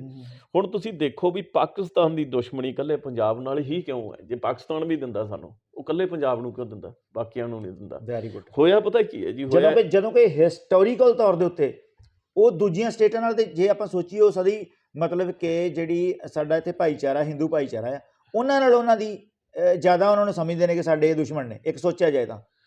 ਤੁਸੀਂ ਇਹ ਗੱਲ ਪ੍ਰਤੱਖ ਰੂਪ 'ਚ ਦੇਖੋ। ਨਹੀਂ, ਮੈਂ ਇਹ ਕਹਿਣੀ ਚਾਹੁੰਦਾ, ਦੇਖੋ ਤੁਹਾਨੂੰ ਮੈਂ ਹੋਰ ਤਰੀਕੇ ਨਾਲ ਦੱਸਦਾ। ਇੱਕ ਜਿਹੜਾ ਹੁਣੇ ਅੰਦੋਲਨ ਹੋਇਆ, ਉਹਦੇ ਵਿੱਚ ਰਾਜਸਥਾਨ ਵੀ ਸੀਗਾ, ਠੀਕ ਹੈ ਜੀ, ਉਹਦੇ ਵਿੱਚ ਹਰਿਆਣਾ ਵੀ ਸੀ, ਉਹ 'ਚ ਯੂਪੀ ਵੀ ਸੀ, ਉਹਦੇ 'ਚ ਹੋਰ ਸਟੇਟਾਂ ਵੀ ਸੀ। ਪਰ ਉਹ ਬਾਕੀ ਸਟੇਟਾਂ ਨੂੰ ਸਰਕਾਰ ਨੇ ਨਹੀਂ ਦੇਖਣਾ। ਸਟਾਰਟ ਕਿੱਥੋਂ ਹੋਇਆ ਸੀ? ਸਟਾਰਟ ਪੰਜਾਬ ਤੋਂ ਹੋਇਆ ਸੀ। ਸੋ ਸਾਰਾ ਟਾਰਗੇਟ ਹੈ ਜਿਹੜਾ ਡੀਪ ਸਟੇਟ ਦਾ ਪੰਜਾਬ ਤੇ ਹੈ, ਔਰ ਉਹ ਰਹਿਣਾ ਵੀ ਹੈ, ਠੀਕ ਹੈ ਜੀ, ਕਿਉਂਕਿ ਪੰਜਾਬ ਤੋਂ ਸਟਾਰਟ ਹੋਇਆ। ਔਰ ਉਹਨਾਂ ਨੂੰ ਇਹ ਵੀ ਪਤਾ ਵੀ ਇਹ ਬੜੇ ਜੁਰਤ ਵਾਲੇ ਬੰਦੇ ਆ, ਪੱਕੇ ਬੰਦੇ ਆ, ਇਹਨਾਂ ਨੇ ਜਿਹੜੀ ਗੱਲ ਆਪਦੀ ਫੜ ਲਈ ਇਹ ਆਪਦੀ ਪੂਰੀ ਕਰਨਗੇ। ਇਹੀ ਚੀਜ਼ ਸੇਮ ਆਪਾਂ ਉੱਥੇ ਲੈ ਕੇ ਆਉਣੇ ਗੱਲ ਨੂੰ, ਇਹੀ ਚੀਜ਼ ਸੇਮ ਜਦੋਂ ਦੇਸ਼ ਨੂੰ ਵੀ ਆਜ਼ਾਦ ਕਰਾਇਆ ਨਾ ਜੀ। ਹਾਂ, ਮੈਂ ਇਹੀ ਗੱਲ ਤੁਹਾਨੂੰ ਬਿਲਕੁਲ ਜੀ ਜੀ। ਉਦੋਂ ਵੀ ਸਭ ਤੋਂ ਵੱਧ ਜਿਹੜੀਆਂ ਸ਼ਹਾਦਤਾਂ ਸੀ ਉਹ ਸਿੱਖਾਂ ਦੀਆਂ ਸੀਗੀਆਂ। ਸਭ ਤੋਂ ਵੱਧ ਜਿਹੜੇ, ਜੇ ਆਪਾਂ ਜੇਲ੍ਹਾਂ ਲਾ ਲਈ, ਕਾਲੇ ਪਾਣੀ ਦੀਆਂ ਜੇਲ੍ਹਾਂ ਲਾ ਲਓ, ਜਾਂ ਜੇ ਫਾਂਸੀਆਂ ਲਾ ਲਓ, ਜਾਂ ਜਿਹੜਾ ਉਸ ਟਾਈਮ ਦੇ ਵਿੱਚ ਅੰਦੋਲਨ ਲਈ ਪੈਸਾ ਵੀ ਇਕੱਠਾ ਕੀਤਾ ਗਿਆ, ਉਹ ਵੀ ਸਭ ਤੋਂ ਜ਼ਿਆਦਾ ਉਹ ਵੀ ਪੰਜਾਬ ਦਾ। ਵੈਰੀ ਗੁੱਡ, ਬਿਲਕੁਲ। ਤਾਂ ਅੱਜ ਤੱਕ ਉਹਨਾਂ ਦੇ ਦਿਮਾਗ 'ਚ ਇਹ ਚੀਜ਼ ਬੈਠੀ ਵੀ ਹੈ ਵੀ ਜੇ ਅਸੀਂ ਇੰਡੀਆ ਨੂੰ ਖਤਮ ਕਰਨਾ ਤਾਂ ਸਭ ਤੋਂ ਪਹਿਲਾਂ ਪੰਜਾਬ ਖਤਮ ਕਰਨਾ ਹੈ। ਉਹੀ ਸੇਮ ਚੀਜ਼ ਵੀ ਉਹਨਾਂ ਨੂੰ ਭਜਾਉਣ ਦੀ ਕਵਾਇਦ ਵੀ ਇੱਥੋਂ ਸ਼ੁਰੂ ਹੋਈ ਸੀ, ਜਿਹੜੀ ਮੇਨ ਗੱਲ ਹੈ। ਬਿਲਕੁਲ ਜੀ, ਉਹ ਵੀ ਪੰਜਾਬ ਚੇਤਿਆਂ 'ਚ ਪਈ ਆ ਸਾਰਾ ਕੁਝ, ਉਹ ਉਹਨਾਂ ਦੇ ਚੇਤਿਆਂ 'ਚ ਪਈ ਹੈ, ਠੀਕ ਹੈ ਜੀ। ਉਹ ਜਦੋਂ ਵੀ ਅਟੈਕ ਕਰਨਗੇ ਪੰਜਾਬ 'ਤੇ ਹੀ ਕਰਨਗੇ। ਔਰ ਡੀਪ ਸਟੇਟ 'ਤੇ ਵੀ ਸੇਮ ਹੀ ਹੈ। ਅੱਜ ਡੀਪ ਸਟੇਟ ਵੀ ਜਦੋਂ ਵੀ ਕਿਸੇ ਵੀ ਅਦਰ ਜਿਹੜੀਆਂ ਸਟੇਟਾਂ ਹੈਗੀਆਂ ਆਪਣੀਆਂ, ਉਹਨਾਂ 'ਤੇ ਜੇ ਅਟੈਕ ਕਰੂਗੀ, ਪੰਜਾਬ ਹਰਿਆਣਾ ਜਾਂ ਹੋਰ ਹੈ, ਤਾਂ ਸਭ ਤੋਂ ਪਹਿਲਾਂ ਉਹਨਾਂ ਦੇ ਵੀ ਅੱਗੇ ਪੰਜਾਬ ਹੀ ਬੈਠਾ ਹੈ। ਇਹ ਉਹੀ ਪ੍ਰਕਿਰਿਆ ਅੱਜ ਚੱਲਦੀ ਆਉਂਦੀ ਹੈ, ਉਦੋਂ ਵੀ ਆਹੀ ਪ੍ਰਕਿਰਿਆ ਸੀ ਜੀ। Very good. ਅੱਛਾ, ਮੇਰਾ ਸਵਾਲ ਸੀ ਤੁਹਾਨੂੰ, ਮੈਂ ਪਹਿਲਾਂ ਵੀ 2 ਵਾਰੀ ਸਵਾਲ ਕੀਤਾ ਵੀ ਜਿਹੜੀਆਂ ਸਟੇਟ ਦੀਆਂ ਜੇਲ੍ਹਾਂ ਨੇ, ਮੈਂ ਇਹ ਤੁਹਾਨੂੰ ਪੁੱਛਣ ਦੀ ਕੋਸ਼ਿਸ਼ ਕਰ ਰਿਹਾ ਵੀ ਜਿਵੇਂ ਹੁਣ ਪੰਜਾਬ ਦੇ ਵਿੱਚ ਖਾੜਕੂ ਮੂਵਮੈਂਟ ਚੱਲੀ ਤਾਂ 1992 'ਚ ਆ ਕੇ ਡਾਊਨਫਾਲ 'ਚ ਆਉਂਦੀ ਆ, ਉਸ ਤੋਂ ਬਾਅਦ ਤੁਹਾਨੂੰ ਇਹ ਨਵਾਂ ਫਾਰਮੂਲਾ ਸਟੇਟ ਦਾ ਲੱਗਿਆ ਵੀ ਇਹ ਹੁਣ ਇਸ ਪਾਸੇ ਤਰੀਕੇ ਨਾਲ ਵੀ ਆ ਜਾਓ, ਇੱਧਰ ਆ ਜਾਓ, ਕਿਉਂਕਿ ਜੇਲ੍ਹਾਂ ਦੇ ਵਿੱਚ ਜਿਹੜੇ ਬੰਦੇ ਨੇ ਉਹਨਾਂ ਦੀ ਜਿਹੜੀ ਜਿੱਥੇ ਵੀ ਸਾਡੀ ਜਿਹੜੀ ਰੇਸ਼ੋ ਆ, ਜੇ ਉਹ ਸਾਡੀ ਸ਼ਹਾਦਤਾਂ 'ਚ ਆ, ਜੇ ਉਹ ਸਾਡੀ ਅੰਦੋਲਨ ਜਿੱਤਣ 'ਚ ਆ, ਅਤੇ ਜੇ ਸਾਡੇ ਬੰਦੇ ਇਸ ਪਾਸੇ ਆ ਗਏ ਨੇ, ਕਿਉਂਕਿ ਇਹ ਸਟੇਟ ਹੀ ਸਿੱਖਾਂ ਦੀ ਆ, ਬਹੁ ਗਿਣਤੀ ਸਿੱਖਾਂ ਦੀ ਆ, ਕਾਮੇ ਲੋਕਾਂ ਦੀ ਆ, ਖੇਤੀ ਵਾਲਿਆਂ ਦੀ ਆ, ਤਾਂ ਉਹਦੇ ਵਿੱਚ ਜਿਹੜੇ ਵੀ ਬੰਦੇ ਨੂੰ ਫੜਦੇ ਨੇ, ਚੱਲ ਤੁਸੀਂ ਜਦੋਂ ਕਿ ਜੇਲ੍ਹ ਦਾ ਸਰਵਾ ਕਰੋਗੇ, ਜਾਂ ਮੇਰੀ ਜਾਣਕਾਰੀ ਮੁਤਾਬਕ 97% ਉੱਥੇ ਸਿੱਖ ਗੱਭਰੂ ਨੇ। ਵੀ ਮੈਂ ਇਹ ਕਹਿਣ ਡਿਆ ਵੀ ਤੁਸੀਂ ਇਹ ਗੱਲ 'ਤੇ ਐਗਰੀ ਹੋ ਵੀ ਇਹ ਵੀ ਉਹਦਾ ਹਿੱਸਾ ਹੈ ਉਸ ਚੀਜ਼ ਦਾ? ਤੁਸੀਂ ਬਾਬਾ ਜੀ ਇੱਕ ਚੀਜ਼ ਦੇਖੋ, ਪੰਜਾਬ 'ਚ ਰਹਿੰਦੇ ਹੋ ਤੁਸੀਂ, ਦਿਨ ਰਾਤ ਗੱਡੀ ਵੀ ਚਲਾਉਂਦੇ ਹੋਵੋਗੇ ਪੰਜਾਬ 'ਚ, ਬਿਲਕੁਲ। ਤੁਸੀਂ ਬਹੁਤ ਕੁਛ ਐਕਸੀਡੈਂਟ ਵੇਖੇ ਹੋਣੇ ਪੰਜਾਬ 'ਚ ਹੋਏ, ਤੁਸੀਂ ਹੋਰ ਬੜਾ ਹੀ ਕੁਛ ਵੇਖਿਆ ਹੋਣਾ ਪੰਜਾਬ 'ਚ, ਨਸ਼ੇ ਨਾਲ ਡਿੱਗੇ ਪਏ ਵੇਖੇ ਹੋਣੇ। ਪਰ ਤੁਸੀਂ ਉਹ ਚੀਜ਼ ਨਹੀਂ ਦੇਖੀ ਹੋਣੀ ਵੀ ਜਿਵੇਂ ਸਾਨੂੰ ਫਿਲਮਾਂ 'ਚ ਦਿਖਾਉਂਦਾ ਵੀ ਕੁੜੀ ਭੱਜੀ ਜਾਂਦੀ ਹੈ, ਮੁੰਡਾ ਪਿੱਛੇ ਇੱਜ਼ਤ ਲੁੱਟਣ ਜਾਂਦਾ ਉਹਦੀ। ਨਹੀਂ ਕਦੀ ਦਿਨ ਜਾਂ ਰਾਤ 'ਚ ਕਦੇ ਇਹੋ ਜਿਹਾ ਕੇਸ ਆਇਆ ਵੀ ਉਹਨੂੰ ਤੁਸੀਂ ਕੁੱਟਿਆ ਹੋਵੇ, ਵੀ ਕੁੜੀ ਦੇ ਉਹ ਕੱਪੜੇ ਪਾੜੀ ਜਾਂਦੇ ਹੋਣ ਜਾਂ ਛੜਾਈ ਜਾਂਦੇ? ਬਿਲਕੁਲ। ਤੇ ਸਾਡੀਆਂ ਜੇਲ੍ਹਾਂ ਤਾਂ ਬਲਾਤਕਾਰ ਦੇ ਕੇਸਾਂ ਨਾਲ ਵੀ ਬਹੁਤ ਭਰੀਆਂ ਪਈਆਂ ਪੰਜਾਬ ਦੀਆਂ। ਉਹ ਕੋਈ ਬਲਾਤਕਾਰ ਹੋਏ ਥੋੜ੍ਹਾ। Very good. ਸਟੇਟ ਨੂੰ ਇੱਕ ਬਹਾਨਾ ਚਾਹੀਦਾ ਵੀ ਪੰਜਾਬ ਦੇ ਨੌਜਵਾਨ ਮੁੰਡਿਆਂ ਨੂੰ ਸਿੱਟਣਾ ਕਿਵੇਂ ਅੰਦਰ। ਜਿਹੜੇ ਆਪੋਜੀਟ ਸੋਚ ਦੇ ਮਾਲਕ ਨੇ, ਕਿਉਂਕਿ ਜਿਹੜੇ ਵੀ ਬੰਦੇ ਨੇ ਕੋਈ ਵੀ ਇਦਾਂ ਦਾ ਸਟੈਪ ਹੋਣਾ ਉਹ ਬਾਗੀ ਬੰਦੇ ਨੇ, ਬਾਗੀ ਬੰਦੇ ਨੇ ਕਿਤੇ ਨਾ ਕਿਤੇ। ਜੇ ਉਹਨੇ ਕੋਈ ਇਦਾਂ ਦੇ ਰੌਂਗ ਪੋਜੀਸ਼ਨ ਵੀ ਲੈਣੀ ਆ ਤਾਂ ਕਿਤੇ ਨਾ ਕਿਤੇ ਉਹਨੇ ਬਾਗੀ ਹੋ ਕੇ ਲੈਣੀ, ਉਹ ਸੁਭਾਅ ਚ ਅਸਲ ਸਟੇਟ ਉਹ ਸੁਭਾਅ ਨੂੰ ਜਿਹੜੀ ਆ ਕਵਰ ਕਰ ਰਹੀ ਹੈ। ਜੀ ਹੁਣ ਜਿਹੜੇ ਤੁਸੀਂ ਦੇਖੋ ਵੀ ਜਿਹੜੇ ਉੱਥੇ ਬੰਦੇ ਅੱਜ ਰੇਪ ਕੇਸ ਦੇ ਵਿੱਚ ਕਿੰਨੇ ਹੀ ਬੈਠੇ ਆ ਜਾਂ ਹੋਰ ਬੜੇ ਬੈਠੇ, ਤੁਹਾਨੂੰ ਕੀ ਲੱਗਦਾ ਵੀ ਉਹ ਸਾਰੇ ਰੇਪ ਕਰਕੇ ਬੈਠੇ ਅੰਦਰ? ਉਹਨਾਂ ਚੋਂ ਮੇਰੇ ਖਿਆਲ ਦੇ ਵਿੱਚ 2% ਵੀ ਨਹੀਂ ਹੋਣੇ ਰੇਪ ਵਾਲੇ ਸਹੀ ਕੇਸ। ਔਰ ਰੇਪਿਸਟ ਜਿਹੜੇ ਐਕਚੁਅਲ ਨੇ ਉਹ ਤੁਹਾਨੂੰ ਪੰਜਾਬ ਦੇ ਲੋਕ ਨਹੀਂ ਹੋਣਗੇ, ਉਹ ਹੋਣਗੇ ਨਹੀਂ ਗੇ ਪੰਜਾਬ ਦੇ ਲੋਕ। 98% ਜਿਹੜੇ ਪੰਜਾਬ ਦੇ ਲੋਕ ਬੈਠੇ ਆ ਜੇਲ੍ਹਾਂ 'ਚ ਉਹਨਾਂ 'ਤੇ ਰੇਪ ਦੇ ਕੇਸ ਬਹੁਤ ਜ਼ਿਆਦਾ ਆ, ਪਰ ਉਹਨਾਂ ਨੇ ਰੇਪ ਕੀਤਾ ਨਹੀਂ ਗਾ। ਇਹ ਚੀਜ਼ ਸਾਡੀਆਂ ਸਰਕਾਰਾਂ ਨੂੰ ਵੀ ਪਤਾ ਹੈ, ਇਹ ਚੀਜ਼ ਸਾਡੀ ਜਿਹੜੀ ਆਪਣੀ ਹੈਗੀ ਆ ਪੁਲਿਸ ਨੂੰ ਵੀ ਪਤਾ ਹੁੰਦਾ ਵੀ ਕੀ ਕਹਾਣੀ ਹੈ ਕੀ ਨਹੀਂ ਹੈ। ਅਤੇ ਔਰ ਦੂਜੀ ਗੱਲ ਜਿਹੜਾ ਸਾਡਾ ਅਦਾਲਤ ਹੈ, ਠੀਕ ਹੈ ਜੀ, ਅਦਾਲਤਾਂ ਨੂੰ ਵੀ ਇਸ ਚੀਜ਼ ਦਾ ਚੰਗੀ ਤਰ੍ਹਾਂ ਪਤਾ ਹੈ। ਪਰ ਡੀਪ ਸਟੇਟ ਜਿੱਥੇ ਕੰਮ ਕਰਦੀ ਹੈ, ਤੁਸੀਂ ਇਕੱਲੇ ਨਸ਼ੇ ਦੀ ਗੱਲ ਕਰਦੇ ਹੋ, ਮੈਂ ਕਹਿੰਦਾ ਇਕੱਲਾ ਨਸ਼ਾ ਨਹੀਂ, ਉੱਥੇ ਬਹੁਤ ਸਾਰੇ ਪੱਖੀ ਗੱਲ ਕੀਤੀ ਹੈ, ਬਹੁਤ ਜ਼ਿਆਦਾ। ਵੀ ਉਹ ਇਹੋ ਜਿਹੇ ਕੇਸ ਹੈ ਸਾਰੇ ਜਿਨ੍ਹਾਂ ਦੇ ਵਿੱਚ ਉਹਨਾਂ ਨੂੰ ਚੰਗੀ ਤਰ੍ਹਾਂ ਪਤਾ ਵੀ ਇਹਨਾਂ ਦਾ ਕੋਈ ਕਸੂਰ ਨਹੀਂ ਗਾ, ਉਹ ਫਿਰ ਵੀ ਬਿਠਾਏ ਵੇ ਉਹਨਾਂ ਨੇ ਜੇਲ੍ਹਾਂ ਦੇ ਵਿੱਚ। ਉਹਨਾਂ ਨੂੰ ਪੰਜਾਬ ਦੇ ਗੱਭਰੂ ਜਵਾਨ ਮੁੰਡੇ ਜਿਹੜੇ ਹੈਗੇ ਆ ਉਹਨਾਂ ਨੇ ਕਿਵੇਂ ਖਤਮ ਕਰਨੇ ਆ ਕਿਵੇਂ ਨਹੀਂ ਕਰਨੇ, ਉਹਨਾਂ ਦਾ ਸਾਰਾ ਜ਼ੋਰ ਇੱਕ ਚੀਜ਼ ਤੇ ਹੈ, ਨਸ਼ਿਆਂ ਵਾਲੇ ਪਾਸਿਓਂ, ਬੇਅਦਬੀ ਵਾਲੇ ਪਾਸਿਓਂ। ਮਤਲਬ ਕੋਈ ਕੰਮ ਛੱਡਣਾ ਨਹੀਂ, ਕੋਈ ਕੰਮ ਉਹਨਾਂ ਨੇ ਕੋਈ ਵੀ ਹਿੱਲਾ ਆ ਵਰਤਣਗੇ ਜੀ ਆਪਦਾ ਹਰ ਹਿੱਲਾ। ਮੈਂ ਥੋੜੇ ਸ਼ਬਦਾਂ 'ਚ ਮੈਨੂੰ ਦੱਸਿਓ ਕਿ ਕੀ ਕੀਤਾ ਜਾਏ। ਇੱਕ ਪੁਆਇੰਟ ਕਿ ਇੱਥੇ ਅਫੀਮ ਦੀ ਖੇਤੀ ਕੀਤੀ ਜਾਏ। ਬੇਸ਼ੱਕ ਐਜ ਏ ਸਿੱਖ ਮੈਨੂੰ ਇਹ ਕੋਈ ਅਧਿਕਾਰ ਨਹੀਂ ਕਿ ਮੈਂ ਨਸ਼ੇ ਦੀ ਗੱਲ ਕਰਾਂ ਵੀ ਨਸ਼ਾ ਇੱਥੇ ਹੋਣਾ ਚਾਹੀਦਾ, ਪਰ ਸਭ ਤੋਂ ਪਹਿਲਾਂ ਇਹ ਜ਼ਰੂਰੀ ਹੁੰਦਾ ਹੈ ਕਿ ਜਦੋਂ ਸਾਡੇ ਘਰ ਨੂੰ ਅੱਗ ਲੱਗ ਜਾਂਦੀ ਆ ਤਾਂ ਅਸੀਂ ਸਭ ਤੋਂ ਪਹਿਲਾਂ ਉਹਦੇ ਵਿੱਚੋਂ ਸਮਾਨ ਨਹੀਂ ਚੁੱਕਦੇ, ਉਹ 'ਚੋਂ ਆਪਣੇ ਜੀ ਕੱਢਨੇ ਆ। ਵੀ ਅੱਜ ਜੇ ਸਮਾਨ ਸੜ ਵੀ ਜਾਏ, ਜੇ ਅਸੀਂ ਆਪਣੀਆਂ ਜਾਨਾਂ ਨੂੰ ਮਹਿਫੂਜ਼ ਕਰਨਾ ਹੋਏ ਤੇ ਅੱਜ ਪਹਿਲਾ ਸਟੈਪ ਇਹ ਆ ਵੀ ਜਿੱਥੋਂ ਉਹਨਾਂ ਨੂੰ ਲੱਗਾ ਵੀ ਇਹ ਤਾਂ ਹੋਰ ਤਗੜੇ ਹੋਣ ਡਏ ਨੇ, ਜਿੱਥੋਂ ਇਹ ਸਟੈਪ ਉਹਨਾਂ ਨੇ ਲਿਆਂਦਾ ਤੁਹਾਡੇ ਕਹਿਣ ਮੁਤਾਬਕ ਵੀ ਉਹਨਾਂ ਨੂੰ ਲੱਗਾ ਵੀ ਫੀਮਕਾ ਤੇ ਹੋਰ ਤਗੜੇ ਹੋ ਗਏ ਨੇ, ਇਹ ਤਾਂ ਹੁਣ ਬਿਲਕੁਲ ਹੀ ਕੰਮ ਵੀ ਕਰਨ ਲੱਗੇ ਨੇ, ਅੱਗੇ ਵੱਧ ਗਿਆ। ਮਾਲਵੇ ਨੂੰ ਇਹਨਾਂ ਨੇ ਹਰਾ ਭਰਾ ਕਰ ਦਿੱਤਾ, ਟਿੱਬੇ ਬਾਅਦ ਤੇ ਸਾਰਾ ਕੁਝ ਜਿਹੜਾ ਉਹ ਅਸੀਂ, ਤੇ ਉਹਨਾਂ ਨੇ ਉਹ ਬੈਕ ਸਟੈਪ ਲੈ ਲਿਆ ਕਿ ਇਹ ਜ਼ਰੂਰਤ ਤਾਂ ਹੁਣ ਇਸ ਸਮੇਂ ਕਿ ਇਸ ਸਟੇਟ ਨੂੰ ਉਸ ਸਟੈਪ ਤੇ ਲਿਆਂਦਾ ਜਾਏ ਵੀ ਇਸ ਸਟੇਟ ਦੇ ਵਿੱਚ ਇੱਦਾਂ ਦੀ ਖੇਤੀ ਕੀਤੀ ਜਾਏ, ਲੋਕਾਂ ਨੂੰ ਘੱਟੋ ਘੱਟ ਇਸ ਐਕਟ ਤੋਂ ਨਿਜਾਤ ਦਵਾਈ ਜਾਵੇ। ਜਿਹੜੀਆਂ ਸਰਕਾਰਾਂ ਅੱਗੇ ਆਉਣ ਵੀ ਜੇ ਇਹ ਐਕਟ ਖਤਮ ਹੁੰਦਾ ਆ ਤਾਂ ਘੱਟੋ ਘੱਟ ਜਿਹੜੀਆਂ ਪੰਜਾਬ ਦੀਆਂ ਜੇਲ੍ਹਾਂ ਦੇ ਵਿੱਚ ਜਿਹੜੇ 70% ਲੋਕ NDPC ਦੇ ਅੰਦਰ ਨੇ ਉਹ ਆਪਣੇ ਘਰਾਂ 'ਚ ਆ ਜਾਣਗੇ, ਪੰਜਾਬ ਦੇ ਲੋਕ ਆਪਣੇ ਕੰਮ ਕਰਨਗੇ ਜਾਂ ਨੌਜਵਾਨ ਆਪਣੇ ਘਰਾਂ 'ਚ ਆ ਜਾਣਗੇ। ਤੇ ਜੋ ਤੁਸੀਂ ਕਹਿ ਰਹੇ ਹੋ, ਤਾਂ ਅਗਲੀ ਗੱਲ ਇਹ ਵੀ ਸਰਕਾਰ ਨੂੰ ਚਾਹੀਦਾ, ਜਿਵੇਂ ਡਾਕਟਰ ਧਰਮਵੀਰ ਗਾਂਧੀ ਜੀ ਹੋਣਾ ਨੇ ਇਹ ਸਟੈਪ ਚੁੱਕਿਆ ਸੀ, ਉਹਨਾਂ ਦੇ ਕੇਸ ਵੀ ਹੋ ਗਿਆ ਸੀ, ਉਹਨਾਂ ਖੇਤੀ ਜਾ ਕੇ ਬੀਜੀ ਸੀਗੀ ਕਿ ਉਹ ਇੱਕ ਡਾਕਟਰ ਨੇ, ਤਾਂ ਉਹਨਾਂ ਦਾ ਕਹਿਣਾ ਸੀ ਵੀ ਜੇ ਪੰਜਾਬ ਦੇ ਵਿੱਚ ਇਹ ਖੇਤੀ ਸ਼ੁਰੂ ਹੁੰਦੀ ਆ, ਇੱਕ ਤਾਂ ਪੰਜਾਬ ਜਿਹੜਾ ਆ ਆਰਥਿਕ ਪੱਖੋਂ ਮਜ਼ਬੂਤ ਹੋਊਗਾ, ਖੇਤੀ ਬਦਲ ਆਊਗਾ, ਪਾਣੀ ਦਾ ਫਰਕ ਪਊਗਾ। ਦੂਜਾ ਇਹ ਆ ਕਿ ਜਿਹੜੇ ਚਿੱਟੇ ਵਰਗੇ ਮੈਡੀਕਲ ਜਿਹੜੇ ਨਸ਼ੇ ਨੇ ਉਹ ਪੰਜਾਬ 'ਚੋਂ ਅਸੀਂ ਖਤਮ ਕਰਨ ਲਈ ਸਾਡਾ ਪਹਿਲਾ ਸਟੈਪ ਹੋਊਗਾ। ਤੁਹਾਨੂੰ ਕੀ ਲੱਗਦਾ ਹੈ ਇਹਨਾਂ ਗੱਲਾਂ 'ਚੋਂ ਕਿਹੜੀ ਕਾਰਗਰ ਚੀਜ਼ ਆ? ਦੇਖੋ, ਕਹਿਣ ਨੂੰ ਜੋ ਮਰਜ਼ੀ ਕਹੀ ਜਾਣ, ਹੋਣਾ ਇਹਨਾਂ 'ਚ ਕੁਛ ਵੀ ਨਹੀਂ ਗਾ, ਠੀਕ ਹੈ। ਬਾਕੀ ਜਿਹੜੀ ਗੱਲ ਧਰਮਵੀਰ ਗਾਂਧੀ ਜੀ ਨੇ ਕੀਤੀ ਹੈ ਵੀ ਇਹਦੇ 'ਚ ਅਫੀਮ ਹੋਣੀ ਚਾਹੀਦੀ ਹੈ ਪੰਜਾਬ ਦੇ ਵਿੱਚ, ਜਾਂ ਉਹ ਹੋਰ ਵੀ ਬਹੁਤ ਸਾਰੇ ਬੰਦੇ ਉਹ ਗੱਲ ਕਰ ਰਹੇ ਆ ਵੀ ਪੰਜਾਬ 'ਚ ਅਫੀਮ ਹੋਣੀ ਚਾਹੀਦੀ ਹੈ।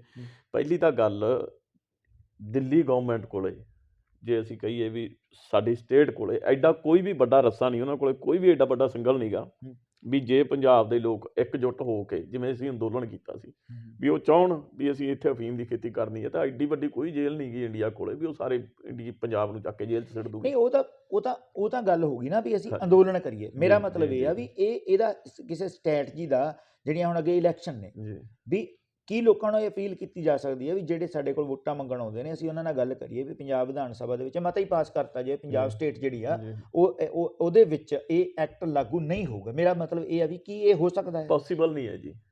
ਕਿਵੇਂ ਜੀ? ਕਦੇ ਵੀ ਪੋਸੀਬਲ ਨਹੀਂ ਹੈ। ਮੈਂ ਵੀ ਕਰਨਗੇ ਨਹੀਂ, ਮਤਲਬ ਇਹ ਕਰਨਗੇ ਤਾਂ ਨਹੀਂ ਵੀ ਪਿੱਛੋਂ ਡੀਪ ਸਟੇਟ ਦਾ ਕਰਨ ਦੇਊਗੀ ਨਹੀਂ। ਅਸਲ ਐਕਚੁਅਲ ਗੱਲ ਇਹ ਦੇਖੋ, ਪਤਾ ਕੀ ਹੈ, ਸੰਘਰਸ਼ ਦੇ ਰਾਹ ਪੈ ਕੇ ਤੁਸੀਂ ਕਰ ਸਕਦੇ ਹੋ। ਇਹਨਾਂ ਕੋਲੇ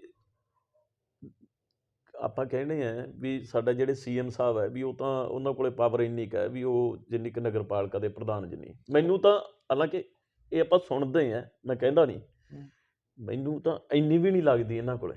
ਜੇ ਇੰਨੀ ਵੀ ਪਾਵਰ ਹੁੰਦੀ ਇਹਨਾਂ ਕੋਲੇ, ਹੁਣ ਤੱਕ ਗਲੀਆਂ ਨਾਲੀਆਂ ਤਾਂ ਬਣਾ ਹੀ ਸਕਦੇ ਸੀ। ਜਿੰਨੀ ਪਾਵਰ ਹੁੰਦੀ ਉਨੀ ਤਾਂ ਬੰਦਾ ਕੰਮ ਕਰ ਹੀ ਸਕਦਾ ਹੁੰਦਾ। ਇਹਨਾਂ ਕੋਲ ਤਾਂ ਇੰਨੀ ਵੀ ਪਾਵਰ ਨਹੀਂ। ਤੁਸੀਂ ਮਤਲਬ ਕਿਹੜਾ ਬੰਦਾ ਤੁਹਾਨੂੰ ਪੰਜਾਬ ਗਵਰਨਮੈਂਟ ਜਿਹੜੀ ਆ ਉਹ ਪਾਵਰਲੈਸ ਕਰ ਦਿੱਤੀ ਗਈ ਆ? ਟੋਟਲੀ ਪੰਜਾਬ ਨਹੀਂ, ਟੋਟਲ ਨਹੀਂ ਕੀਤੀ। ਪੰਜਾਬ ਗਵਰਨਮੈਂਟ ਕੋਲ ਹੈਗੀ ਹੈ ਪਾਵਰ।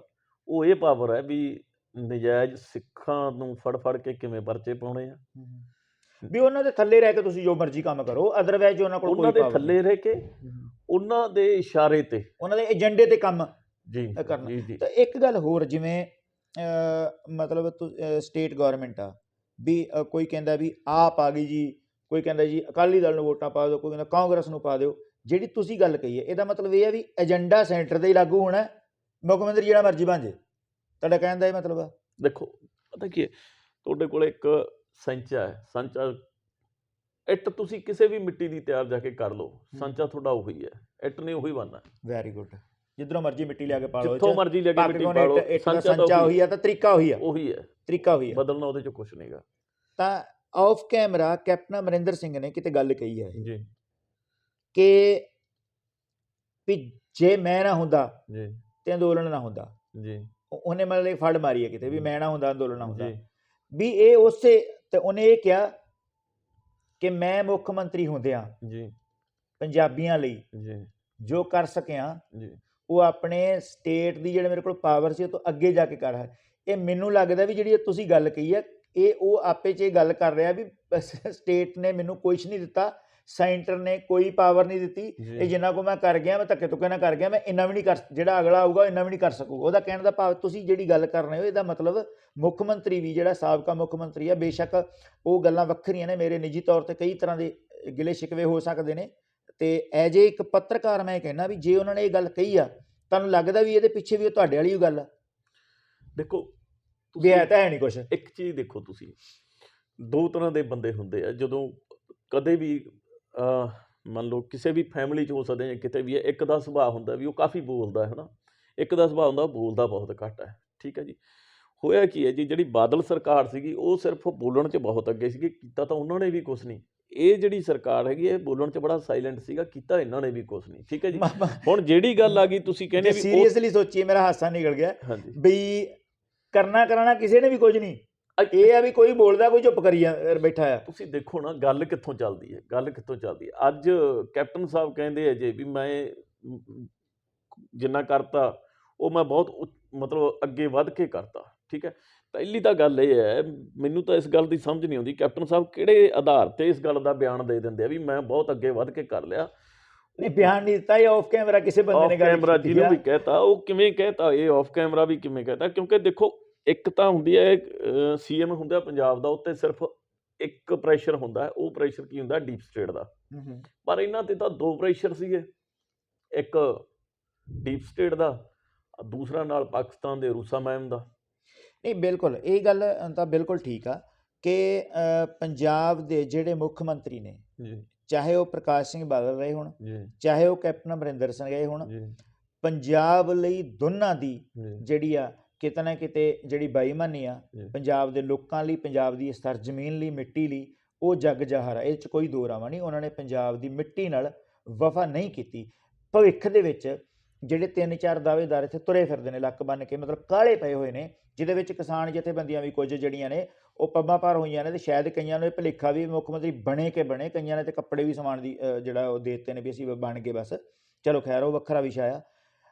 ਉਹਦੀ ਦੌੜ ਦੇ ਵਿੱਚ 3-4 ਬੰਦੇ ਜਿਹੜੇ ਮੁੱਖ ਨੇ, ਮੰਨ ਲਓ ਕਿ ਚਰਨਜੀਤ ਸਿੰਘ ਚੰਨੀ ਹੁਣੀ ਜਿਹੜੇ ਨੇ ਉਹ ਕਾਂਗਰਸ ਦੇ ਨੇ, ਤੇ ਉਹਨਾਂ ਨੇ ਵੀ ਬੜੇ ਐਲਾਨ ਕੀਤੇ ਨੇ, ਹੁਣ ਤੱਕ ਐਲਾਨ ਹੀ ਕਰੀ ਜਾਂਦੇ ਨੇ, ਜਿੱਦਾਂ ਦੇ ਆਏ ਨੇ ਉਹਨਾਂ ਨੇ ਮਤਲਬ ਸਵੇਰ ਤੋਂ ਲੈ ਕੇ ਸ਼ਾਮ ਤੱਕ ਐਲਾਨ ਸੁੱਟੀ ਜਾਂਦੇ ਨੇ। ਤੇ ਉਸ ਤੋਂ ਅਗਲੇ ਪਾਸੇ ਸੁਖਬੀਰ ਬਾਦਲ ਕਹਿੰਦਾ ਵੀ ਅਸੀਂ ਤਾਂ ਮਤਲਬ ਕਿ ਭਾਵੇਂ ਸਾਡਾ ਸਿਰ ਲੈ ਜਾਏ ਅਸੀਂ ਤਾਂ ਪੰਜਾਬ ਲਈ ਬੜਾ ਕੁਛ ਕੀਤਾ ਆ। ਉਹ ਦੂਜੀ ਧਿਰ ਹੋਈ। ਤੀਜੀ ਇੱਕ ਨਵੀਂ ਧਿਰ ਆ ਰਹੀ ਹੈ ਪੰਜਾਬ ਦੇ ਵਿੱਚ, ਉਹ ਜਿਹੜੀ ਧਿਰ ਆ ਉਹ ਧਿਰ ਪੰਜਾਬ ਦੇ ਵਿੱਚ ਜਦੋਂ ਗੱਲ ਕਰੂਗੀ ਪੰਜਾਬ ਦੇ ਹੱਕਾਂ ਦੀ, ਤੇ ਪੰਜਾਬ ਦੀ ਪਹਿਲੀ ਵੱਡੀ ਜਿਹੜੀ ਲੜਾਈ ਆ ਉਹ ਹੈਗੀ ਪਾਣੀਆਂ ਦੇ ਉੱਤੇ। ਤੇ ਦਿੱਲੀ ਕਹਿੰਦੀ ਹੈ ਸਾਨੂੰ ਪਾਣੀ ਚਾਹੀਦਾ, ਜਿੱਥੋਂ ਦੇ ਉਹ ਮੁੱਖ ਮੰਤਰੀ ਨੇ। ਪੰਜਾਬ ਕਹਿੰਦਾ ਅਸੀਂ ਪਾਣੀ ਦੇਣਾ ਨਹੀਂ ਹੈਗਾ, ਜਿੱਥੋਂ ਦੇ ਉਹ ਮੁੱਖ ਮੰਤਰੀ ਬਣਨ 'ਚ ਕਾਹਲੇ ਨੇ। ਇਹਦੇ ਉੱਤੇ ਮਤਲਬ ਕਿ ਉਹਨਾਂ ਦਾ ਪੰਜਾਬ ਦੀ ਜਨਤਾ ਜਿਹੜੀ ਆ ਉਹ ਇੱਥੇ ਕੀ ਫੈਸਲਾ ਕਰੂਗੀ, ਜਿਹੜੀ ਉਹਨੂੰ ਕਹਿਣ ਡਈ ਹੈ ਵੀ ਕੇਜਰੀਵਾਲ ਸਾਹਿਬ ਨੂੰ ਵੋਟਾਂ ਪਾਓ। ਸਾਡੇ ਆਪਣੇ ਬੰਦੇ ਜਿਹੜੇ ਇਸ ਸੰਘਰਸ਼ਾਂ 'ਚ ਸ਼ਾਮਲ ਰਹੇ ਨੇ ਉਹ ਵੀ ਭੱਜ ਕੇ, ਈਵਨ ਪੰਥਕ ਚਿਹਰੇ ਵੀ, ਮਤਲਬ ਮੈਂ ਸਾਰੇ ਸਵਾਲ ਜਿਹੜੀ ਗੱਲ ਤੁਹਾਡਾ ਸਵਾਲ ਇੱਕੋ ਵਾਰੀ ਤਾਂ ਕਰ ਰਿਹਾ ਕਿ ਜਿਹੜਾ ਗੰਦਲ ਇੰਨਾ ਪੈ ਰਿਹਾ ਆ, ਤੁਹਾਨੂੰ ਲੱਗਦਾ ਕਿ ਲੋਕੀ ਆਪਣੀਆਂ ਜ਼ਮੀਰਾਂ ਤੋਂ, ਆਪਣੇ ਕਿਰਦਾਰ ਤੋਂ ਥੱਲੇ ਡਿੱਗ ਪਏ ਨੇ ਕੁਰਸੀ ਖਾਤਰ, ਕਿਵੇਂ ਆਪਣੇ ਆਪ ਨੂੰ ਇੱਕ ਦੂਜੇ ਦੇ ਅੱਗੇ ਵੇਚਣ ਤੁਰੇ ਹੋਏ ਨੇ। ਇਹ ਇਦੋਂ ਪਹਿਲਾਂ ਕਦੀ ਤੁਸੀਂ ਦੌਰ ਵੇਖਿਆ ਪੰਜਾਬ ਦੇ ਵਿੱਚ ਜਿਹੜਾ ਆਹ ਥੋੜੇ ਦਿਨਾਂ 'ਚ ਕਦੀ ਵੇਖਿਆ ਪਹਿਲਾਂ ਇਦੋਂ? ਤੇ ਨਹੀਂ ਜੀ, ਨਹੀਂ ਵੇਖਿਆ। ਤਾਂ ਇਹ ਹੁਣ ਕੀ ਮਤਲਬ ਇਹਦਾ ਐਤਕੀ ਇਹ ਕਿਉਂ ਸਾਰੇ ਪੱਬਾਂ ਭਾਰ, ਚਾਹੇ ਉਹ ਕੋਈ ਸਿੱਖ ਚਿਹਰੇ ਨੇ, ਚਾਹੇ ਗੈਰ ਸਿੱਖ ਨੇ, ਚਾਹੇ ਪੰਜਾਬੀ ਨੇ, ਉਹ ਸਾਰੇ ਹੀ ਸੈਂਟਰ ਦੇ ਗੋਡਿਆਂ ਥੱਲੇ ਹੋ ਕੇ ਫਟਾਫਟ ਇੱਕ ਦੂਜੇ ਤੋਂ ਅੱਗੇ ਜਾ ਕੇ, ਮਤਲਬ ਸੈਂਟਰ ਨੇ ਪਹਿਲੀ ਜਿਹਨੂੰ ਕਹਿੰਦੇ ਨੇ ਸਾਮ ਦਾਮ ਡੰਡ, ਤੇ ਸੈਂਟਰ ਨੇ ਦਾਮ ਵਾਲਾ ਪੱਤਾ ਜੇ ਖੇਡਿਆ ਤੇ ਉਹਦੇ 'ਚ ਹੀ ਨਹੀਂ ਕੋਈ ਬਚਿਆ। ਤੁਹਾਨੂੰ ਕੀ ਲੱਗਦਾ ਭਵਿੱਖ ਕਿਵੇਂ ਦਾ ਹੋਊਗਾ ਪੰਜਾਬ ਦਾ? ਇੱਥੇ ਇਹਦੀਆਂ ਦੋ ਐਗਜ਼ਾਮਪਲਾਂ ਦਿੰਦਾ ਜੀ ਮੈਂ ਤੁਹਾਨੂੰ। ਪਹਿਲੀ ਤਾਂ ਇਹ ਵੀ ਇੱਕ ਹੁੰਦਾ ਜਿਵੇਂ ਰੱਬ ਨੇੜੇ ਕਿ ਘੁਸੁੰਨ ਨੇੜੇ, ਹੈ ਨਾ ਜੀ। ਜੀ। ਸਾਡੇ ਪੰਜਾਬ ਦੇ ਲੋਕਾਂ ਨੂੰ ਰੱਬ, ਸਾਰਿਆਂ ਨੂੰ ਨਹੀਂ, ਕੁਛ ਲੋਕਾਂ ਨੂੰ, ਸਾਰਿਆਂ 'ਚੋਂ ਯਾਨੀ ਕਿ ਬਹੁਤ ਸਾਰਿਆਂ ਨੂੰ ਘੁਸੁੰਨ ਨੇੜੇ ਲੱਗਦਾ, ਰੱਬ ਦੂਰ ਲੱਗਦਾ। Very good. ਠੀਕ ਹੈ ਜੀ। ਇਹ ਜਿਹੜੇ ਹੈਗੇ ਇਹਨਾਂ ਨੂੰ ਇਹ ਲੱਗਦਾ ਵੀ ਕੇਜਰੀਵਾਲ ਆਊਗਾ ਬਹੁਤ ਕੁਝ ਬਦਲ ਦੂਗਾ, ਪਤਾ ਨਹੀਂ ਉਹਨੇ ਕੀ ਕਰ ਦੇਣਾ। ਕੁਛ ਨਹੀਂ ਕਰਨਾ। ਦੂਜੀ ਗੱਲ ਹੈ ਵੀ ਕੁਛ ਨਹੀਂ ਕਰਨਾ, ਤੁਸੀਂ ਕਹਿ ਰਹੇ ਹੋ। ਬਿਲਕੁਲ ਨਹੀਂ ਕੁਛ ਕਰਨਾ। ਜਦੋਂ ਕਰ ਸਕਦੇ ਹੀ ਨਹੀਂ, ਕਰ ਸਕਦਾ ਹੀ ਨਹੀਂ, ਜਿਹੜੀ ਗੱਲ ਵੱਡੀ ਆ, ਕਰ ਸਕਦਾ ਹੀ ਨਹੀਂ, ਸਕਦੇ ਹੀ ਨਹੀਂ। ਠੀਕ ਹੈ ਜੀ। ਦੇਖੋ ਜਿੱਥੇ ਬਹੁਤ ਗਿਣਤੀ ਹੋਵੇ ਨਾ ਬੰਦਿਆਂ ਦੀ, ਬਹੁਤ ਸਾਰੇ ਬੰਦੇ, ਤੁਸੀਂ ਲੱਖਾਂ ਬੰਦੇ ਇਕੱਠੇ ਕਰ ਲਓ, ਉਹ ਲੱਖਾਂ ਬੰਦੇ ਜੇ ਇਕੱਠੇ ਹੋਣਗੇ ਇੱਕ ਥਾਂ ਤੇ, ਤਾਂ ਉਹ ਲੱਖਾਂ ਬੰਦਿਆਂ ਦੇ ਵਿੱਚ ਉਹ ਤਾਂ ਇਕੱਠੇ ਹੋਣਗੇ ਵੀ ਉਹਨਾਂ ਕੋਲ ਸਮਝਦਾਰੀ ਹੈ ਨਹੀਂ, ਤੇ ਜੇ ਸਮਝਦਾਰੀ ਹੈਗੀ ਆ ਤਾਂ ਉਹ ਇਕੱਠੇ ਨਹੀਂ ਹੋਣਗੇ। ਕਾਰਨ ਤੁਸੀਂ ਦੇਖਿਓ ਵੀ ਜਿਹੜੇ ਜੇ ਕੋਈ 10 ਬੰਦੇ ਵੀ ਸਮਝਦਾਰ ਹੈਗੇ ਉਹਨਾਂ ਨੂੰ ਇਕੱਠੇ ਕਰਕੇ ਬਿਠਾਉਣਾ ਬੜਾ ਔਖਾ ਹੋਊਗਾ। ਜਿਹੜੇ ਸਮਝਦਾਰ ਹੈ ਨਹੀਂ ਉਹ ਲੱਖਾਂ ਦੀ ਗਿਣਤੀ 'ਚ ਵੀ ਹੋਊ।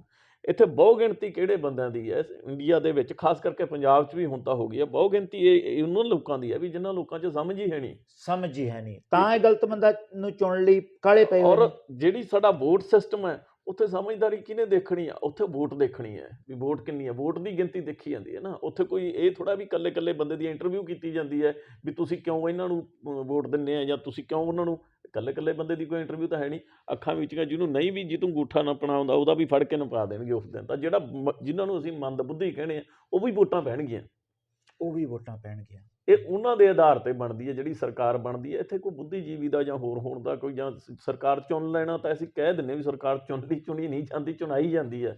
ਪਰ ਤੁਹਾਡਾ ਕਹਿਣ ਦਾ ਮਤਲਬ ਇਹ ਵੀ ਇੱਥੇ ਕੁਝ ਨਹੀਂ ਹੋਣ ਵਾਲਾ, ਅਜੇ ਹੋਣਾ ਹੀ ਨਹੀਂ ਜੀ, ਅਜੇ ਕੁਝ ਨਹੀਂ ਹੋਣ ਕਰ ਹੀ ਵਾਲਾ, ਨਹੀਂ ਸਕਦਾ ਕੋਈ, ਅਜੇ ਕੋਈ ਕਰ ਨਹੀਂ ਸਕਦਾ। ਪਾਵਰਲੈਸ ਕਰ ਦਿੱਤੀ ਗਈਆਂ, ਸਟੇਟਾਂ ਪਾਵਰਲੈਸ ਕਰ ਦਿੱਤੀਆਂ ਗਈਆਂ ਨੇ। ਤੇ ਇਹਦੇ ਲਈ ਇੱਕ ਵੱਡੀ ਜਿਹੜੀ ਤਿਆਰੀ ਪੰਜਾਬੀਆਂ ਨੂੰ ਕਰਨੀ ਚਾਹੀਦੀ ਆ ਕਿ ਉਹ ਚਾਹੇ ਉਹ ਸੰਘਰਸ਼ ਦੇ ਰਾਹ ਤੁਰਨ। ਹੁਣ ਤੱਕ ਤਾਂ ਕਦੀ ਪੰਜਾਬੀਆਂ ਨੂੰ ਇੱਦਾਂ ਦੀ ਕੋਈ ਚੀਜ਼ ਮਿਲੀ ਨਹੀਂ ਹੈਗੀ ਕਿ ਉਹ ਸੰਘਰਸ਼ ਨਾ ਕਰਨ, ਉਹ ਐਲਾਨ ਕਰਨ ਤੇ ਉਹਨਾਂ ਨੂੰ ਚੀਜ਼ ਮਿਲ ਜੇ। ਹੁਣ ਤੱਕ ਪੰਜਾਬੀਆਂ ਨੇ ਛੋਟੀਆਂ ਛੋਟੀਆਂ ਗੱਲਾਂ ਲਈ, ਜਿਹੜੀ ਉਹਨਾਂ ਨੂੰ ਨਹੀਂ ਚੀਜ਼ ਚਾਹੀਦੀ, ਉਹਦੇ ਉੱਤੇ ਵੀ ਉਹਨਾਂ ਨੇ 1 ਸਾਲ ਸੰਘਰਸ਼ ਕੀਤਾ ਹੈ। ਦੇਖੋ ਪੰਜਾਬ ਨੂੰ ਕਿੱਥੋਂ ਕਿੱਥੋਂ ਖਤਮ ਕੀਤਾ ਗਿਆ, ਜੇ ਆਪਾਂ ਇਸ ਬੇਸ ਤੇ ਗੱਲ ਲਈਏ ਤਾਂ ਬੜੀ ਲੰਮੀ ਚਲੀ ਜਾਣੀ ਹੈ ਜੀ। ਠੀਕ ਹੈ, ਹੁਣ ਤੁਸੀਂ ਦੇਖੋ ਇਹ ਵੀ ਵੱਖਰਾ ਵਿਸ਼ਾ ਕਰਾਂਗੇ, ਇਹ ਵੱਖਰਾ ਵਿਸ਼ਾ ਜੀ ਇੱਕ। ਫਿਲਹਾਲ ਆਪਾਂ ਉਸੇ ਚੀਜ਼ ਤੇ ਆਉਣੇ ਵੀ ਜਿਹੜੀ ਤੁਸੀਂ ਗੱਲ ਕੀਤੀ ਹੈ, ਕਿਉਂਕਿ ਇਹਦੇ 'ਚ ਤਾਂ ਜੇ ਆਪਾਂ ਇਹਦੀ ਗੱਲ ਕਰਨ ਲੱਗੇ ਤਾਂ ਫਿਰ ਬੜਾ ਇੱਥੋਂ ਦੀਆਂ ਜਿਹੜੀਆਂ ਵੋਟਾਂ ਬਣੀ ਜਾਂਦੀਆਂ, ਇੱਥੇ ਲੋਕ ਜ਼ਮੀਨ ਲੈ ਸਕਦੇ ਆ, ਬਾਕੀ ਹੈ ਨਾ ਬੜਾ ਲੰਮੀਆਂ ਗੱਲਾਂ ਹੈ। ਤਾਂ ਬਾਕੀ ਅਦਰ ਸਟੇਟ 'ਚ ਅਸੀਂ, ਹਿਮਾਚਲ ਅਸੀਂ ਨਹੀਂ ਲੈ ਸਕਦੇ, ਰਾਜਸਥਾਨ ਅਸੀਂ ਨਹੀਂ ਲੈ ਸਕਦੇ, ਉਹ ਸਾਰੇ ਕਿਤੇ ਜ਼ਮੀਨਾਂ ਲੈ ਸਕਦੇ ਆ। ਇਹ ਤਾਂ ਬੜਾ ਲੰਬਾ ਉਹ ਹੈ। ਪਰ ਆਪਾਂ ਫਿਲਹਾਲ ਗੱਲ ਕਰ ਰਹੇ ਜਿਹੜੀ ਆਪਾਂ ਨਸ਼ੇ ਤੇ।